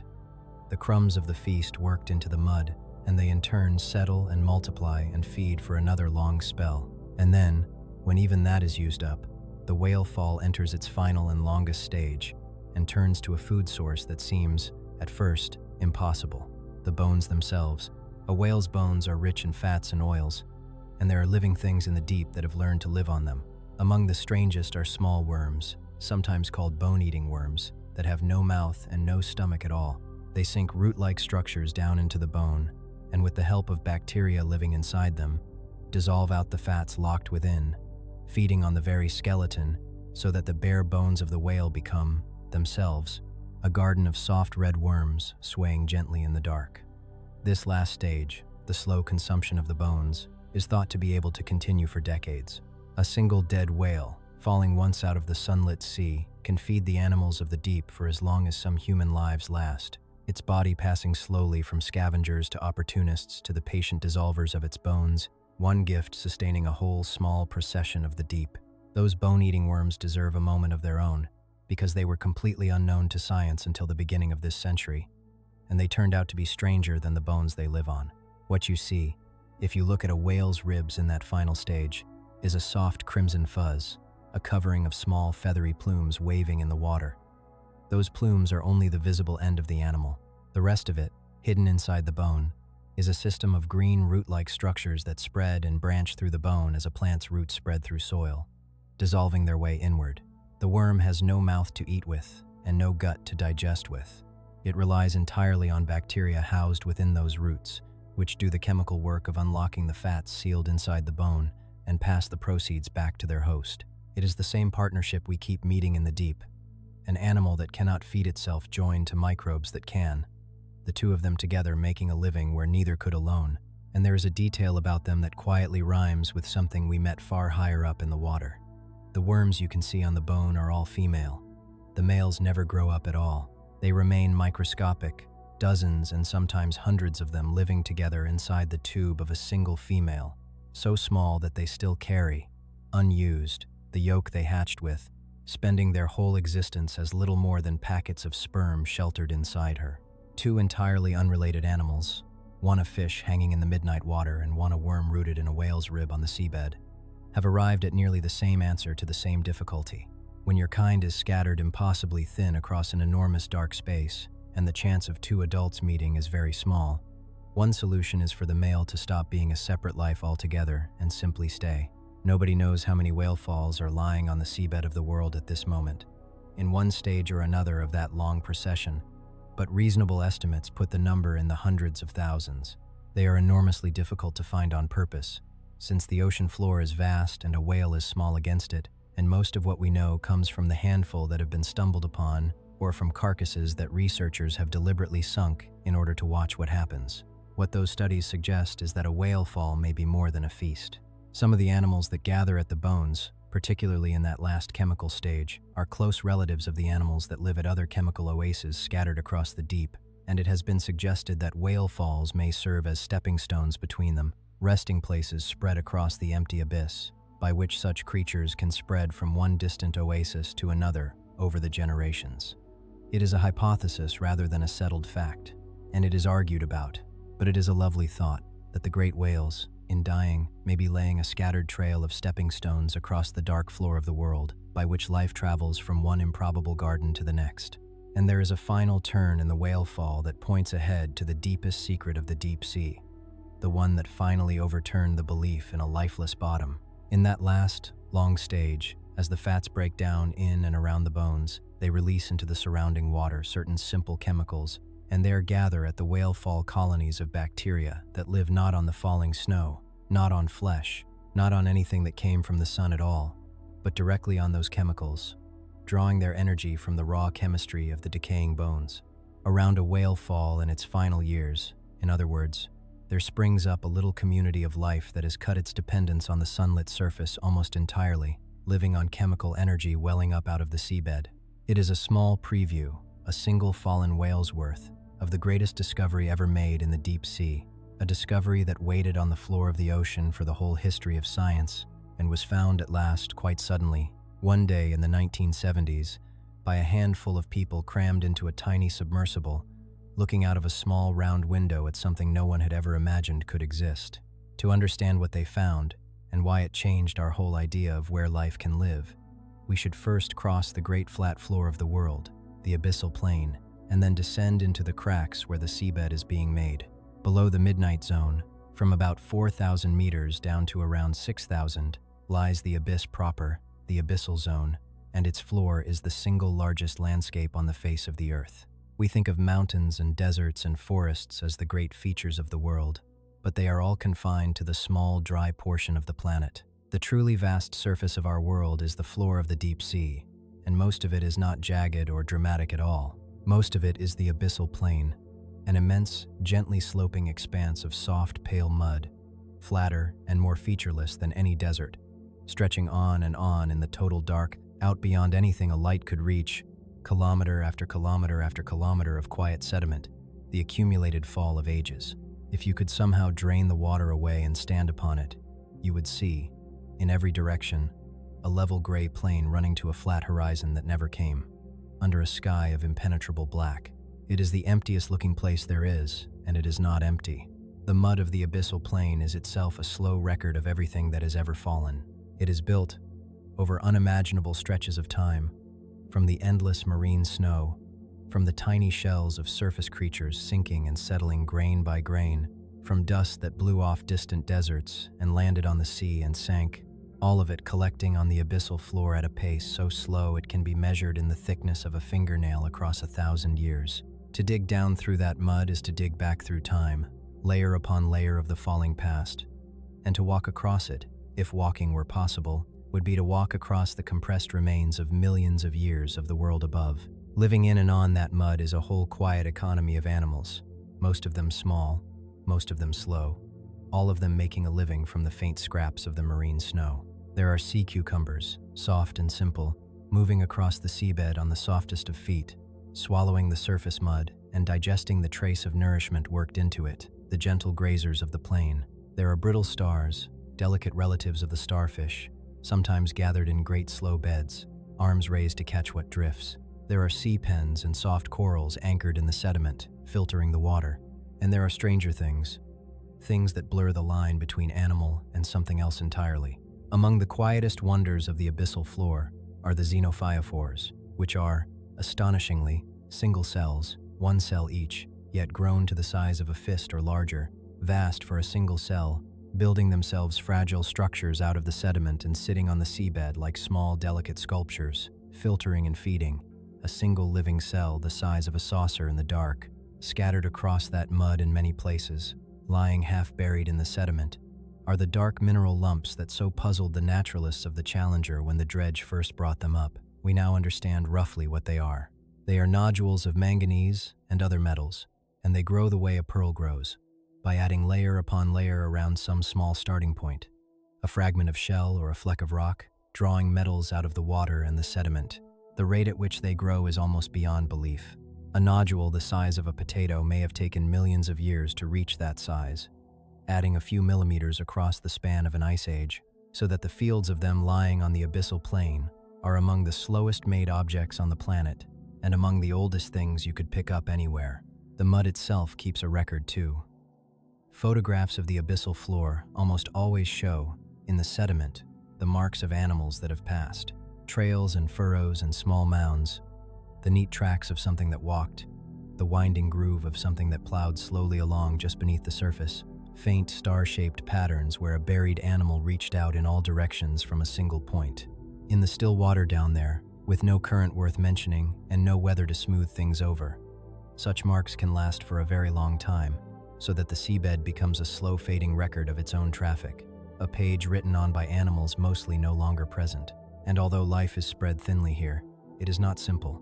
When researchers sort carefully through even a small box of abyssal mud, they routinely find species that have never been described before, so many of them that the deep seabed is now thought to hold a great richness of different kinds of animal, spread very thin, most of them still unnamed. The deep is full of such quiet strangeness, life taking forms it never takes in the crowded, warm world above, given the room and the time and the stillness to do so. There is a particular quality to the Abyssal Plain that is hard to convey and worth trying to feel, because it is the very quality that makes this channel's kind of documentary what it is. It is a place almost entirely without event. Nothing sudden happens on the Abyssal Plain. The mud settles. A sea cucumber inches across it. A single flake of marine snow drifts down and lands. Somewhere, far off in the dark, a fish moves slowly through the water above the floor.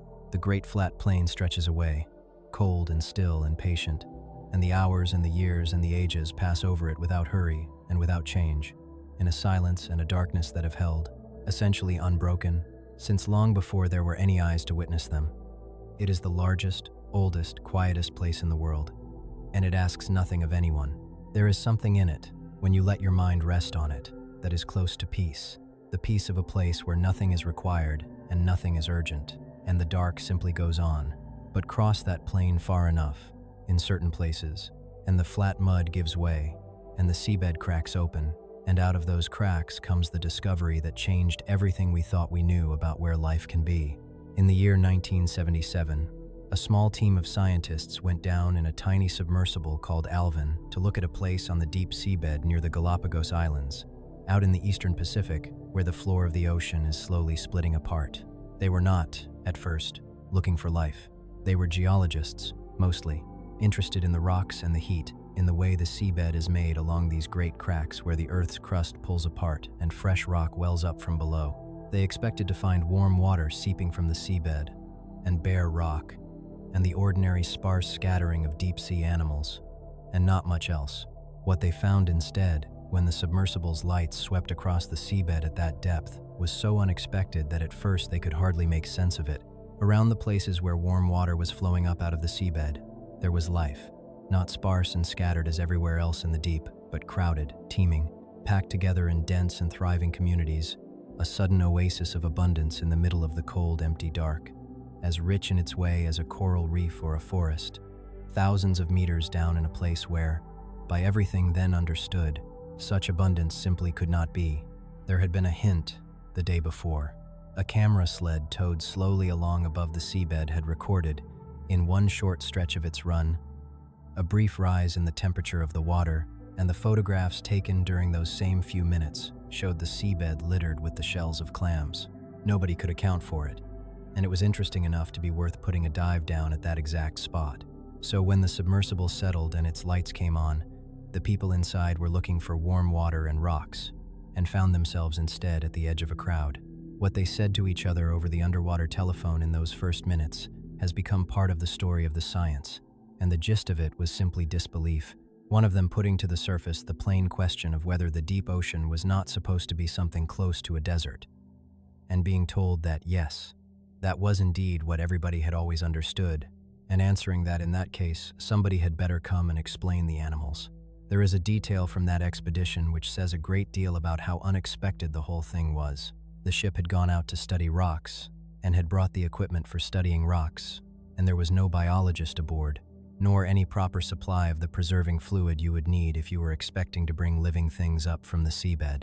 So when the submersible surfaced with its baskets full of animals that nobody on board could identify, from a community that nobody had known existed, the crew preserved the specimens in what the ship happened to have, which was a quantity of vodka out of the stores.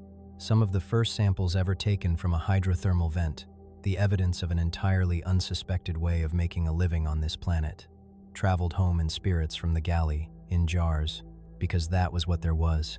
There were clams the size of dinner plates, there were mussels in beds, there were crabs and shrimp and fish, and, most astonishing of all, there were great stands of what looked like tall white tubes rooted to the rock, taller than a person in some cases, each tipped with a plume of vivid red that waved gently in the warm rising water, standing in clusters like some impossible garden. These were the giant tube worms, and they became the emblem of the whole discovery, because when scientists came to understand how they lived, they realized they were looking at a kind of life that overturned an assumption so basic that no one had ever thought to question it. The assumption was that all life, everywhere, ultimately runs on sunlight, that the sun is the one great source, that plants capture its energy, and that everything else lives on the plants, directly or at some remove, down the longest chain, so that even the animals of the deep, living on the fallen snow, are living at the far end of a line that begins with the sun. The tube worms were not living on sunlight at all, not even distantly. They were living on the chemistry of the earth itself. The warm water rising out of these cracks in the seabed is not ordinary seawater. It has sunk down into the hot rock below the seafloor, been heated, and come back up carrying dissolved chemicals from deep inside the earth. And among those chemicals is one, hydrogen sulfide, the substance that gives rotten eggs their smell, which is poisonous to most familiar life. And there live, at these vents, bacteria that can do something remarkable. Just as a plant uses the energy of sunlight to build living tissue out of simple ingredients, these bacteria use the chemical energy stored in that hydrogen sulfide, drawing their power not from light but from the raw chemistry welling up out of the seabed and building food from it in the utter dark. The process even has a name that mirrors the one we know. Where plants perform photosynthesis, making food from light, these bacteria perform chemosynthesis, making food from chemistry.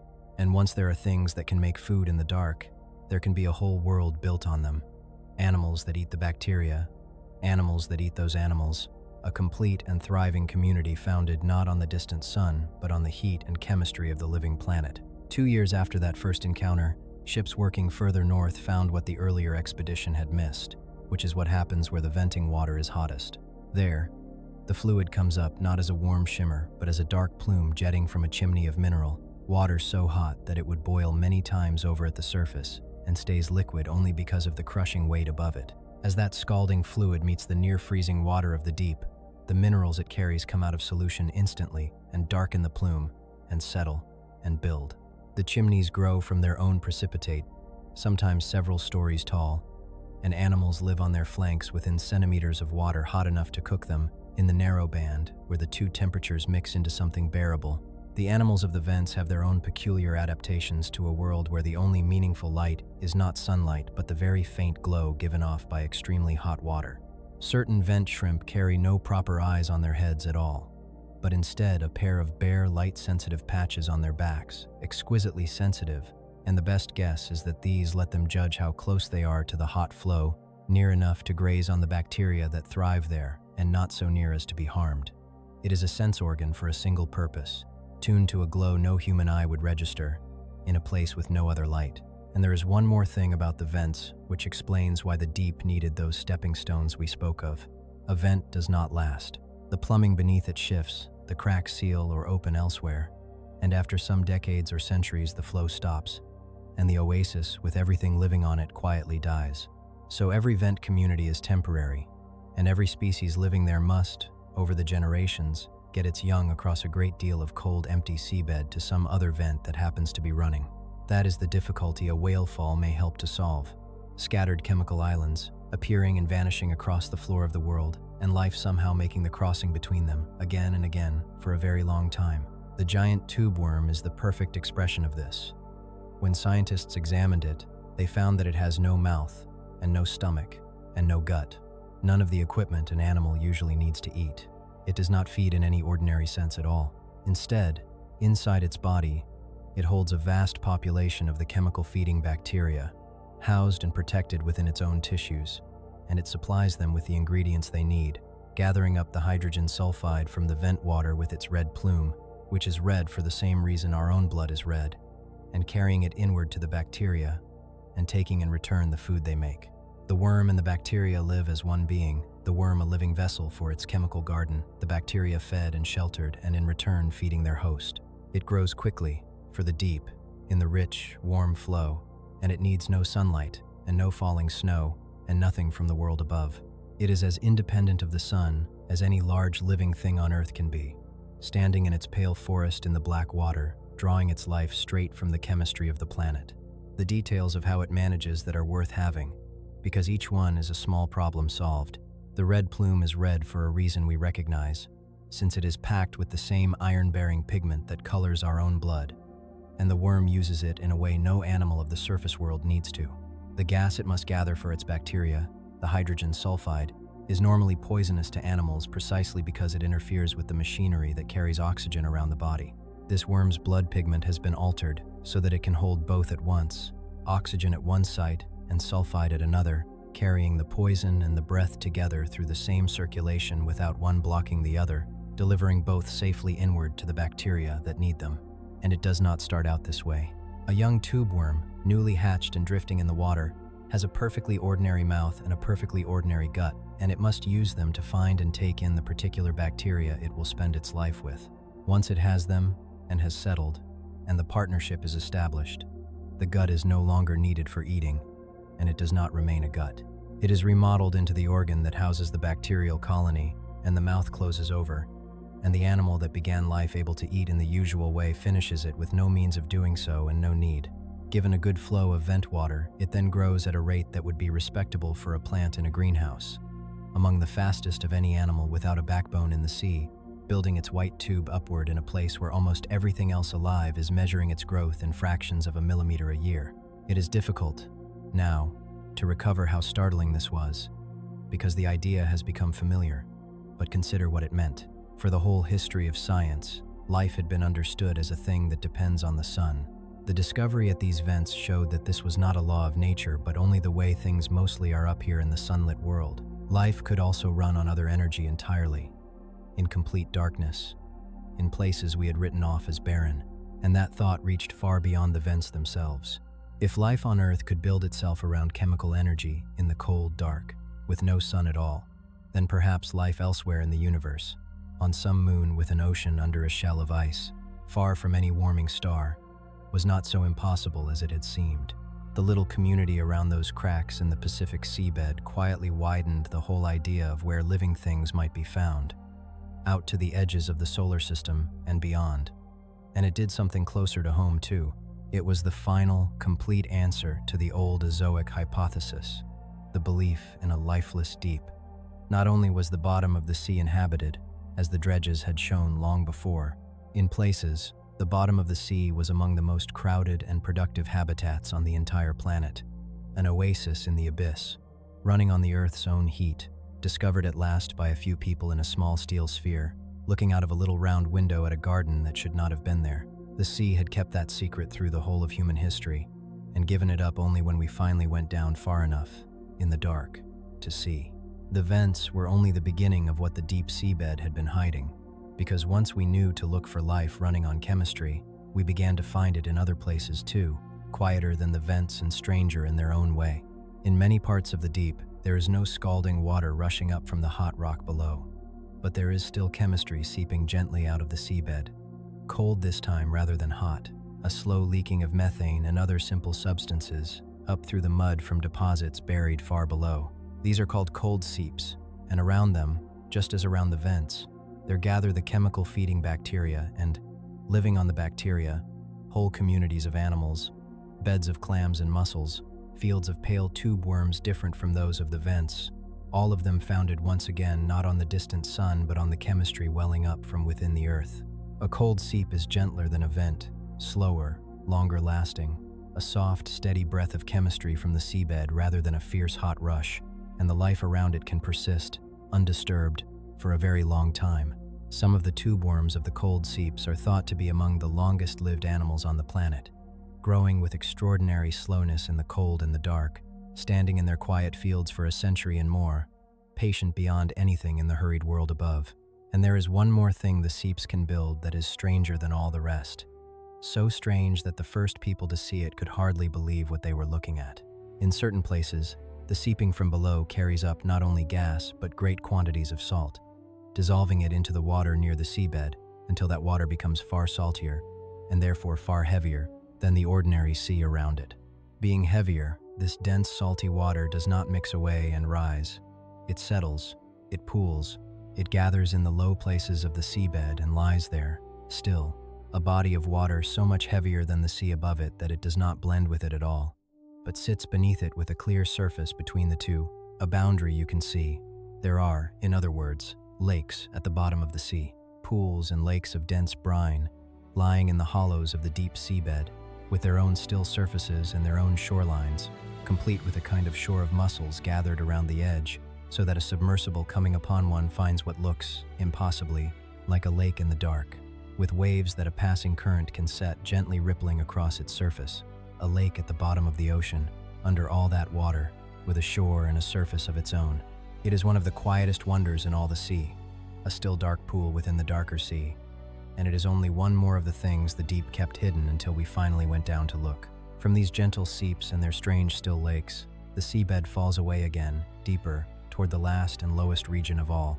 Below the abyssal plains, in a few scattered places around the world, the seabed does not simply stretch on flat and level.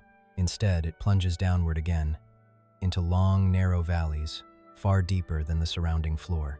The deepest features of the entire planet, gouged into the seabed where one great slab of the Earth's crust is slowly sliding beneath another. These are the ocean trenches, and they reach down from about 6,000 meters to nearly 11,000 at the very deepest. This final and deepest region of the sea has its own name, and it is a name that reaches back into old stories of a world beneath the world. It is called the Hadal Zone, after Hades, the ancient name for the underworld, the deep place below all other deep places.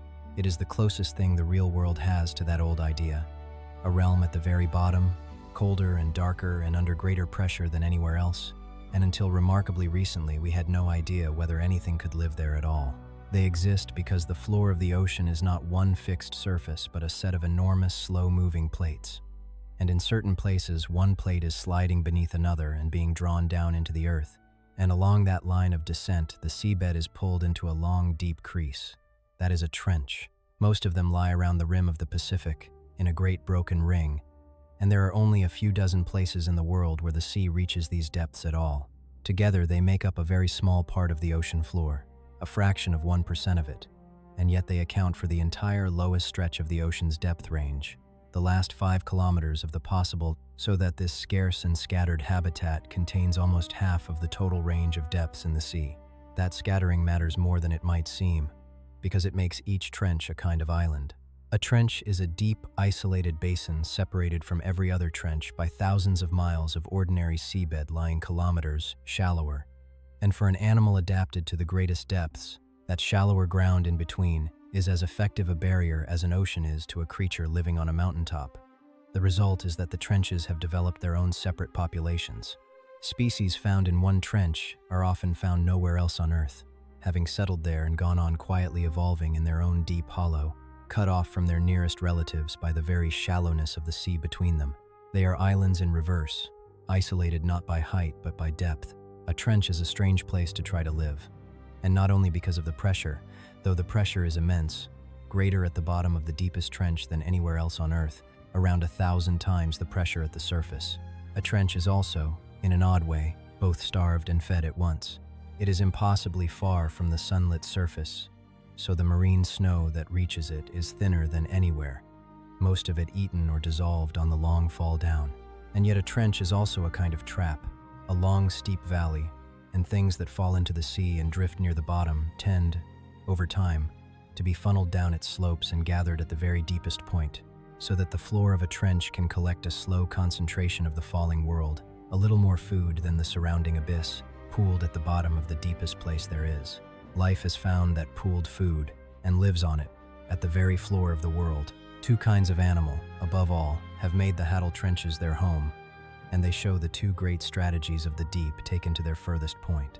The first is a small, shrimp-like scavenger, an amphipod, a relative of those swarming amphipods that strip a whale fall, and in the trenches they gather in astonishing numbers at the very bottom, thousands of them descending on anything edible that reaches the floor, thriving in a place we once thought could hold nothing.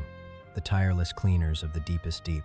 Some of them have been found with a remarkable ability to feed even on the tough fibers of sunken wood and plant matter that drift down into the trench, wringing a living from the least promising scraps the surface can send them. They are not large, and they are not fierce, and they are simply, quietly, there, in their multitudes, at depths that once defined the limit of the imaginable. The speed at which they arrive is one of the surprises of trench science. Lower a baited camera to the bottom of a trench, a simple frame with a light and a piece of fish tied to it, and the seabed in view will often be empty for a while, and then the first of them appears, and then more, and within an hour or two there may be many hundreds of them swarming over the bait in a pale, seething mass, having come in from across the dark floor with remarkable speed. There is nothing frantic about it from their point of view. It is simply what the deep requires. Food arrives rarely and must be found quickly and stripped completely. And these animals are built to do exactly that, to smell a fallen meal from a great distance, cross to it, and reduce it to nothing. Some of them have solved problems we did not expect anyone to have. The commonest amphipod of the very deepest trench carries in its gut a set of enzymes capable of breaking down the tough fibers of wood and other plant material, which sounds absurd for an animal living 11 kilometers beneath the surface until you remember what washes off the land and out to sea and eventually sinks. Trees, branches, leaves, the drifting debris of continents, all of it settling in the end into the deepest hollows. These creatures have learned to eat the forest, several kilometers down, and there is a subtler difficulty they have had to answer, one that shows how thoroughly the deep tests everything. Below a certain depth, the chemistry of seawater turns against the very material most sea creatures build their shells and skeletons from. Chalky carbonate, which makes a shell in shallow water, becomes soluble in the cold, high-pressure water of the deep, so that an ordinary shell left down there would slowly dissolve. Deep-sea animals therefore tend to be thin-shelled and light-boned, or to do without hard parts altogether, which is another reason the deep is a place of soft bodies. The amphipods of the deepest trenches appear to have gone further and found an active defense. They seem to draw metals out of the sediment they swallow and lay down over their shells, a fine protective gel, a coating that resists the dissolving water and keeps their armor intact in chemistry that ought to eat it away. They are, in a small way, making their own sealant at the bottom of the world. The second is a fish, and it is the deepest living fish we know, and it is one of the gentlest looking animals in the whole sea. It is a kind of snailfish, small and pale and soft, almost translucent, with a body like a delicate tadpole and no armor and no fierceness about it at all. It has none of the features people once imagined for creatures of the deepest deep, none of the great teeth and armor of the old drawings. It is a small, pale, tender thing, drifting slowly along the floor of the trench, feeding on the amphipods that gather there, entirely at home, under a weight of water that no submarine could survive without the thickest of steel. When cameras were first lowered to the bottom of these trenches and lights switched on, it was these soft, pale snailfish that came drifting into view, moving calmly. For them, it is. There is something quietly moving about that the deepest fish in the sea should turn out to be, not something armored and hard, but something soft and pale and almost sweet, taking its slow living from the bottom of the world. Look closely at one, and the impression of softness only deepens. It has no scales. Its skin is loose and thin, and largely without pigment, so translucent in places that the shape of the skeleton shows faintly through it. And its flesh has that watery, gelatinous quality we found all through the deep, tissue built as cheaply as tissue can be. Everything about it says economy. And yet these fish are not clinging on at the edge of existence. When cameras have watched them, they have been found in good numbers, moving steadily, evidently well-fed, drifting into the light and feeding calmly on the amphipods that gather there and then moving off again. They are not survivors in the trenches. They are residents, and they are doing well. Their history is more surprising still. You might expect the deepest fish in the world to be some ancient specialist lineage that has been down there since the beginning.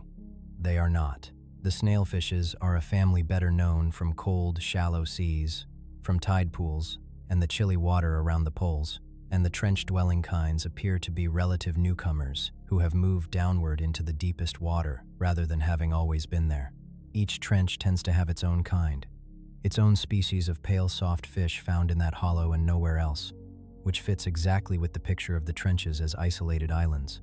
And when the deepest of all was finally recorded, on a camera lowered into a trench off the coast of Japan a few years ago, it was one of these small, pale snailfish, drifting quietly along at a depth of around 8,300 meters, deeper than any fish had ever been seen before, and behaving as though there were nothing remarkable about the place at all. Human beings have been down there too, though very rarely, and only for the briefest visits. More than 60 years ago, two men descended in a small, deep craft all the way to the bottom of the deepest trench, more than 10 kilometers down, and sat there for a short while in the dark before beginning the long climb back up. The first people ever to reach the very floor of the sea. That first descent, more than 60 years ago now, is worth a moment. The craft was essentially a thick steel sphere slung beneath a large float, and the two men inside had room to sit and very little else. On the way down, at a depth of several kilometers, they heard a loud crack run through the vessel and found that one of the outer window panes had fractured under the pressure. They talked it over and decided to continue.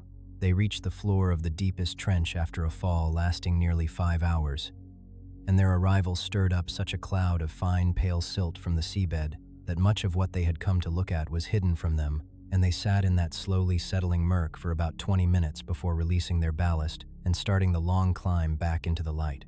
One of them reported seeing a flatfish on the bottom, and for years that observation was quoted as proof that fish could live at the very deepest point of the sea. It is now generally doubted. What he glimpsed through the silt and the cracked window was more probably a sea cucumber, and everything we have learned since about the chemistry of deep-living fish suggests that a true flatfish at that depth would be a considerable problem to explain. It is not a criticism of the man who saw it. He was looking through a small port into a cloud of stirred sediment at the bottom of the world, with no expectation of what ought to be there, and reported what he thought he saw.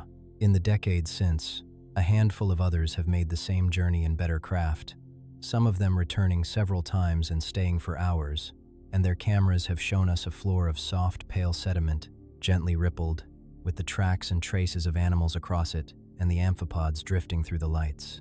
In the decades since, only a handful of others have followed, far fewer people than have flown into space or stood at the poles. The bottom of the ocean, though it is directly beneath the ships that cross above it every day, remains one of the least visited places that human beings have ever managed to reach at all, and most of it, still, has never been seen by anyone. And yet, everywhere we have finally gone down to look, at every depth, right to the very bottom of the very deepest trench, we have found the sea already inhabited, life quietly present in the cold dark long before we arrived, and continuing there, patiently, long after we leave. Which brings us, at the very bottom of our descent, to a last quiet question, and to what may be a true edge, a place where even the endlessly inventive life of the deep finally reaches a limit it cannot pass. You may remember, from far higher up in our descent, the small protective molecule that gathers around the proteins inside a deep-sea fish and holds them in shape against the pushing of the pressure, and how the amount of it in a fish's body rises steadily the deeper the fish lives. A little more of the protector for every added kilometer of depth. It seemed, when we passed it, like a simple and elegant solution, a dose of steadying substance taken on in proportion to the pressure, and so it is. But a solution that rises without limit will, sooner or later, run into a limit of its own, and this one does, and the limit it runs into appears to set the deepest floor at which any fish can live.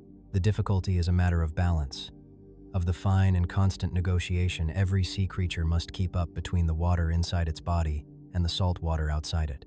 The inside of a fish and the sea around it are not the same in their saltiness, and the fish must continually manage the difference, or water will move into or out of its body in ways it cannot afford.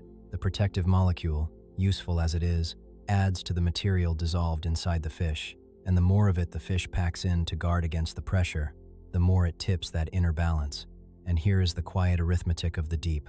As a fish lives deeper and deeper, and takes on more and more of the protector to survive the growing pressure, the amount inside its body climbs and climbs until at a certain depth the concentration inside the fish would rise to match the saltiness of the sea itself.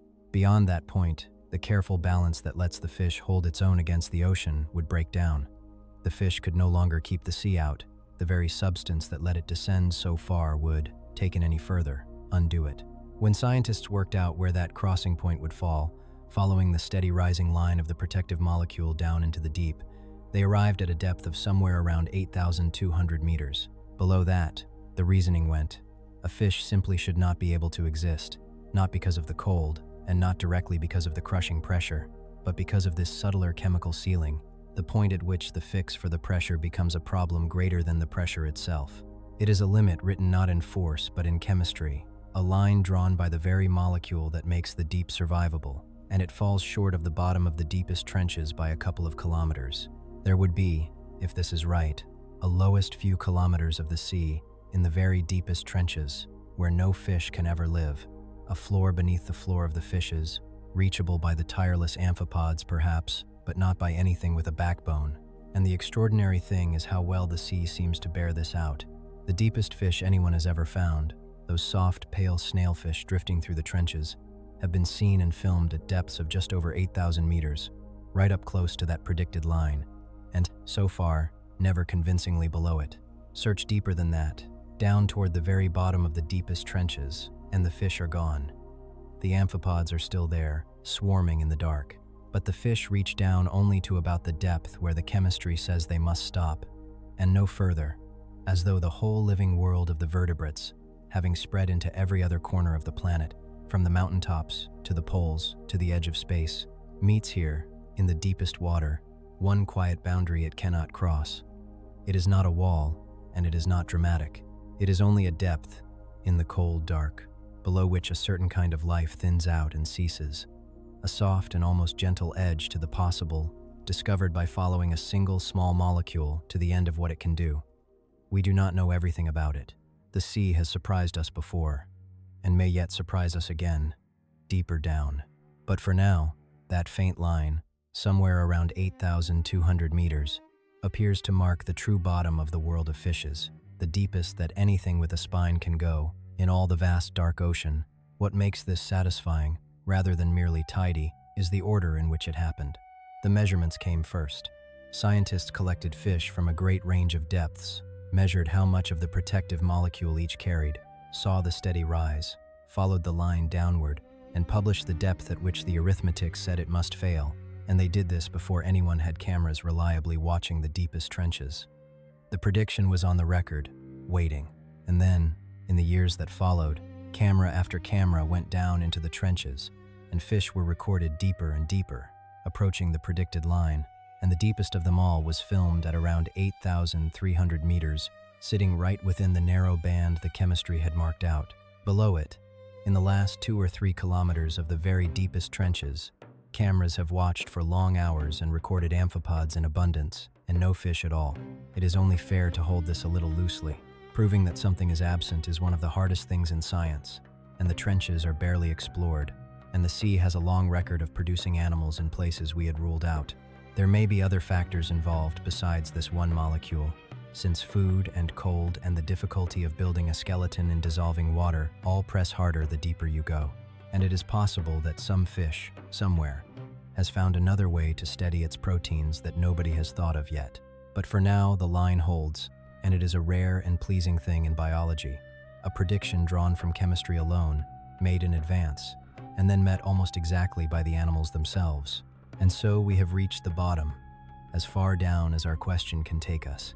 We began at the bright, familiar surface, in the warm, sunlit skin of the sea, and we have sunk, slowly, through the fading blue and the long twilight, down past the last of the sunlight into a dark that has never once seen the day, through the cold, still water of the midnight zone, past the falling snow and the great bones on the seabed and the impossible gardens growing on the Earth's own chemistry, across the vast, quiet plain that is the largest landscape in the world, and down at last into the deepest trenches, to the soft, pale fish that live at the edge of the possible, and the tireless small creatures that live below even them.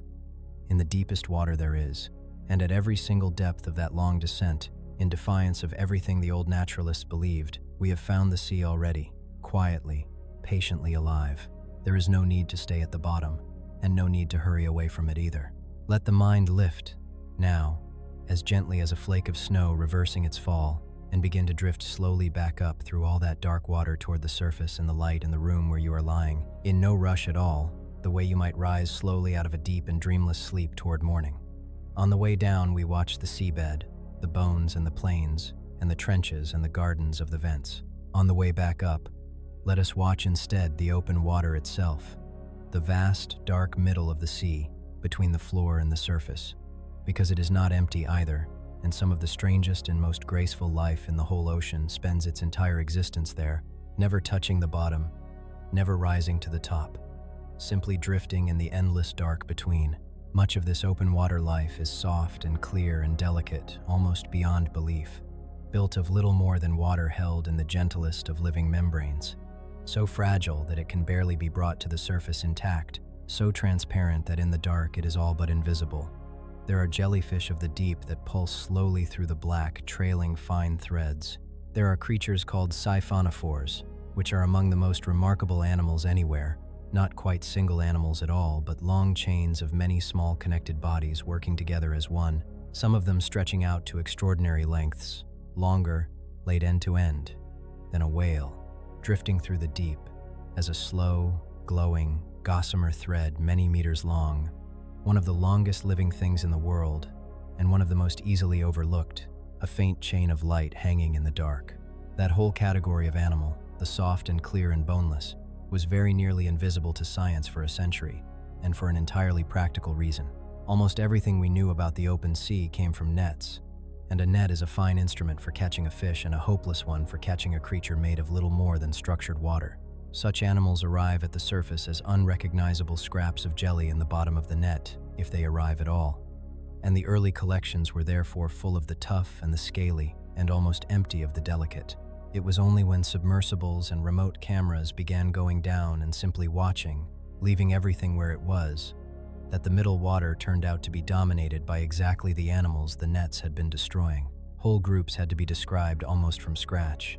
The ocean was not, after all, mostly fish. Its greatest volume belongs to soft, transparent drifters that we had been mashing for 100 years without ever seeing one intact. Among them are the comb jellies, small transparent ovals that swim by beating rows of fine hairs along their sides, and there is a lovely detail about those. As the rows beat, they scatter the light that falls on them into moving bands of color, so that a comb jelly under a submersible's lamp appears to be running with slow rainbows, ripples of red and green and violet chasing along its flanks. It looks exactly like living light, and it is not.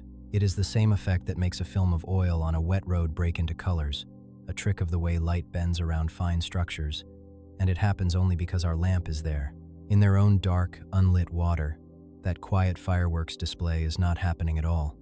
Nothing about it is solid or heavy. It is life reduced almost to the water it floats in, spread thin and long and patient through the middle depths.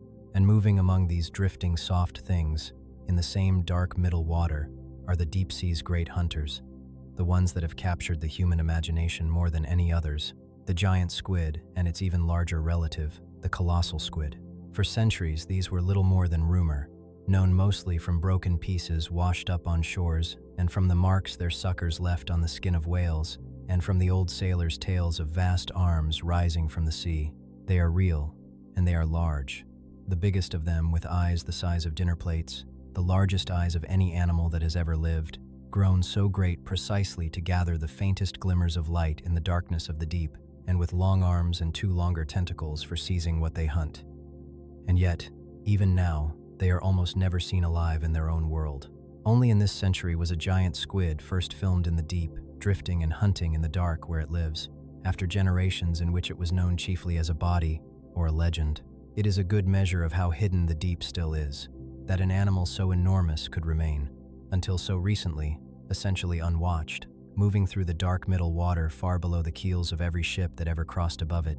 The squid of the deep are hunted in turn, and by an animal that ties the whole ocean together, top to bottom, in a way almost nothing else does.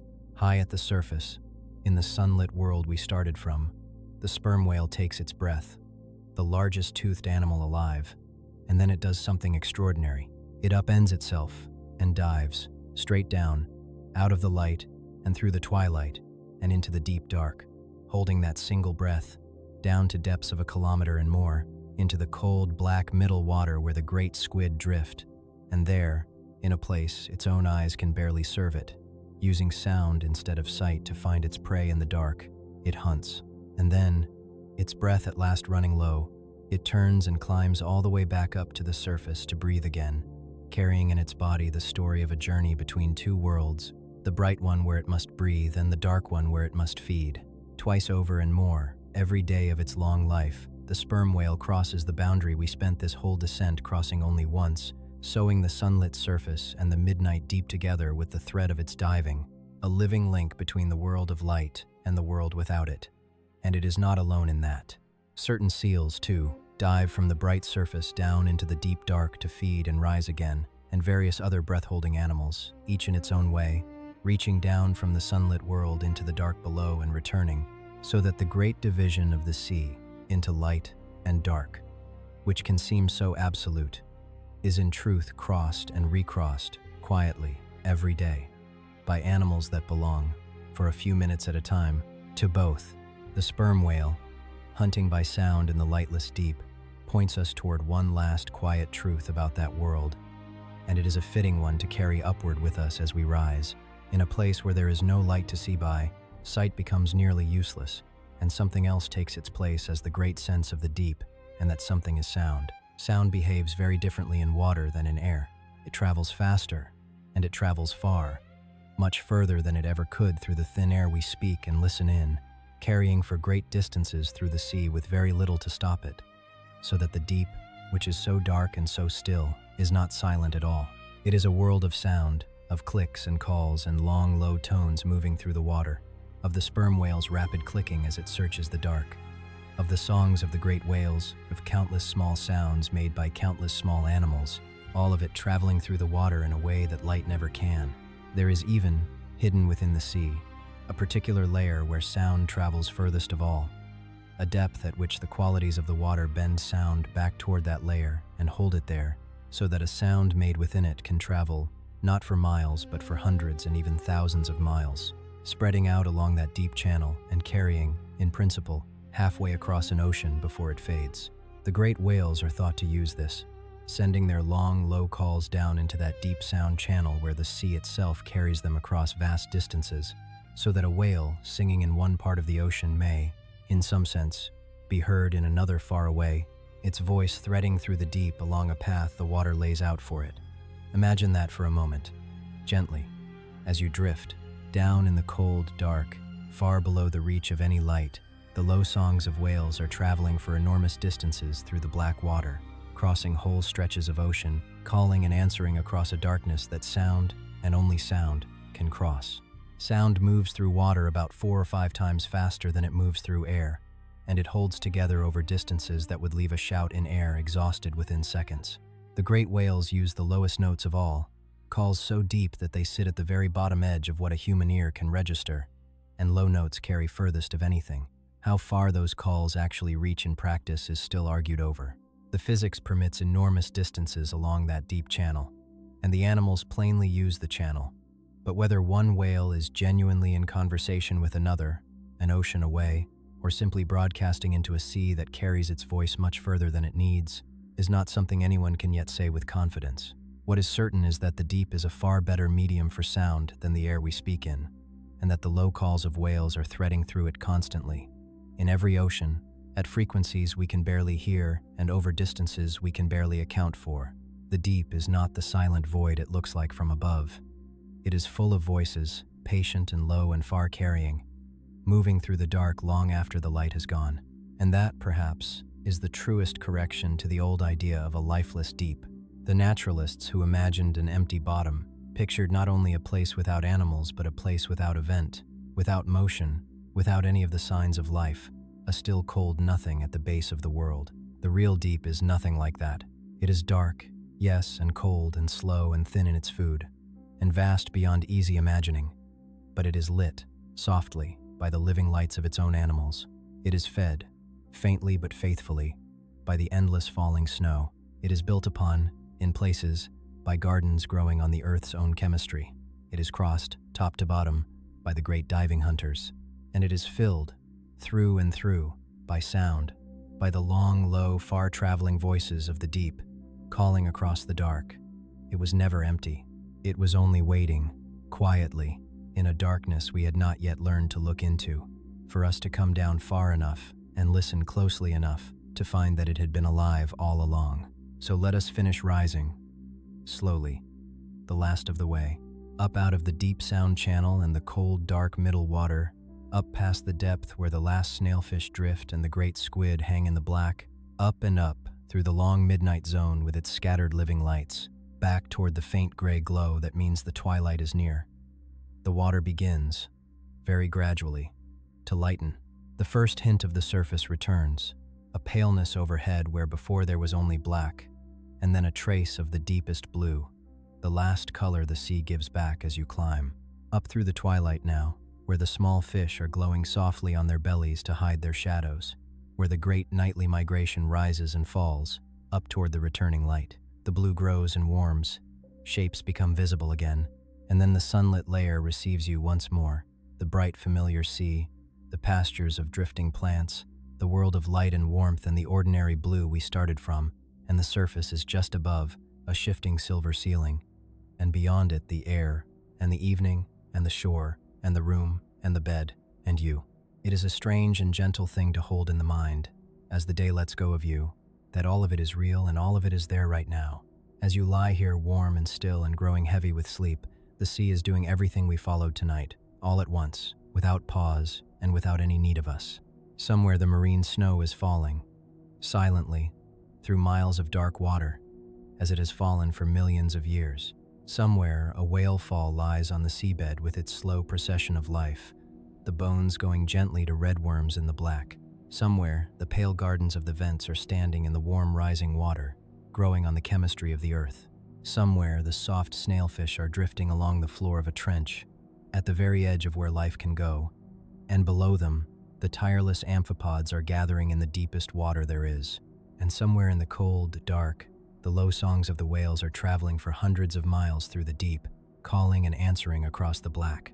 None of it hurried, none of it urgent, all of it patient, and slow, and old, and quietly, endlessly alive, going on in the dark while you rest.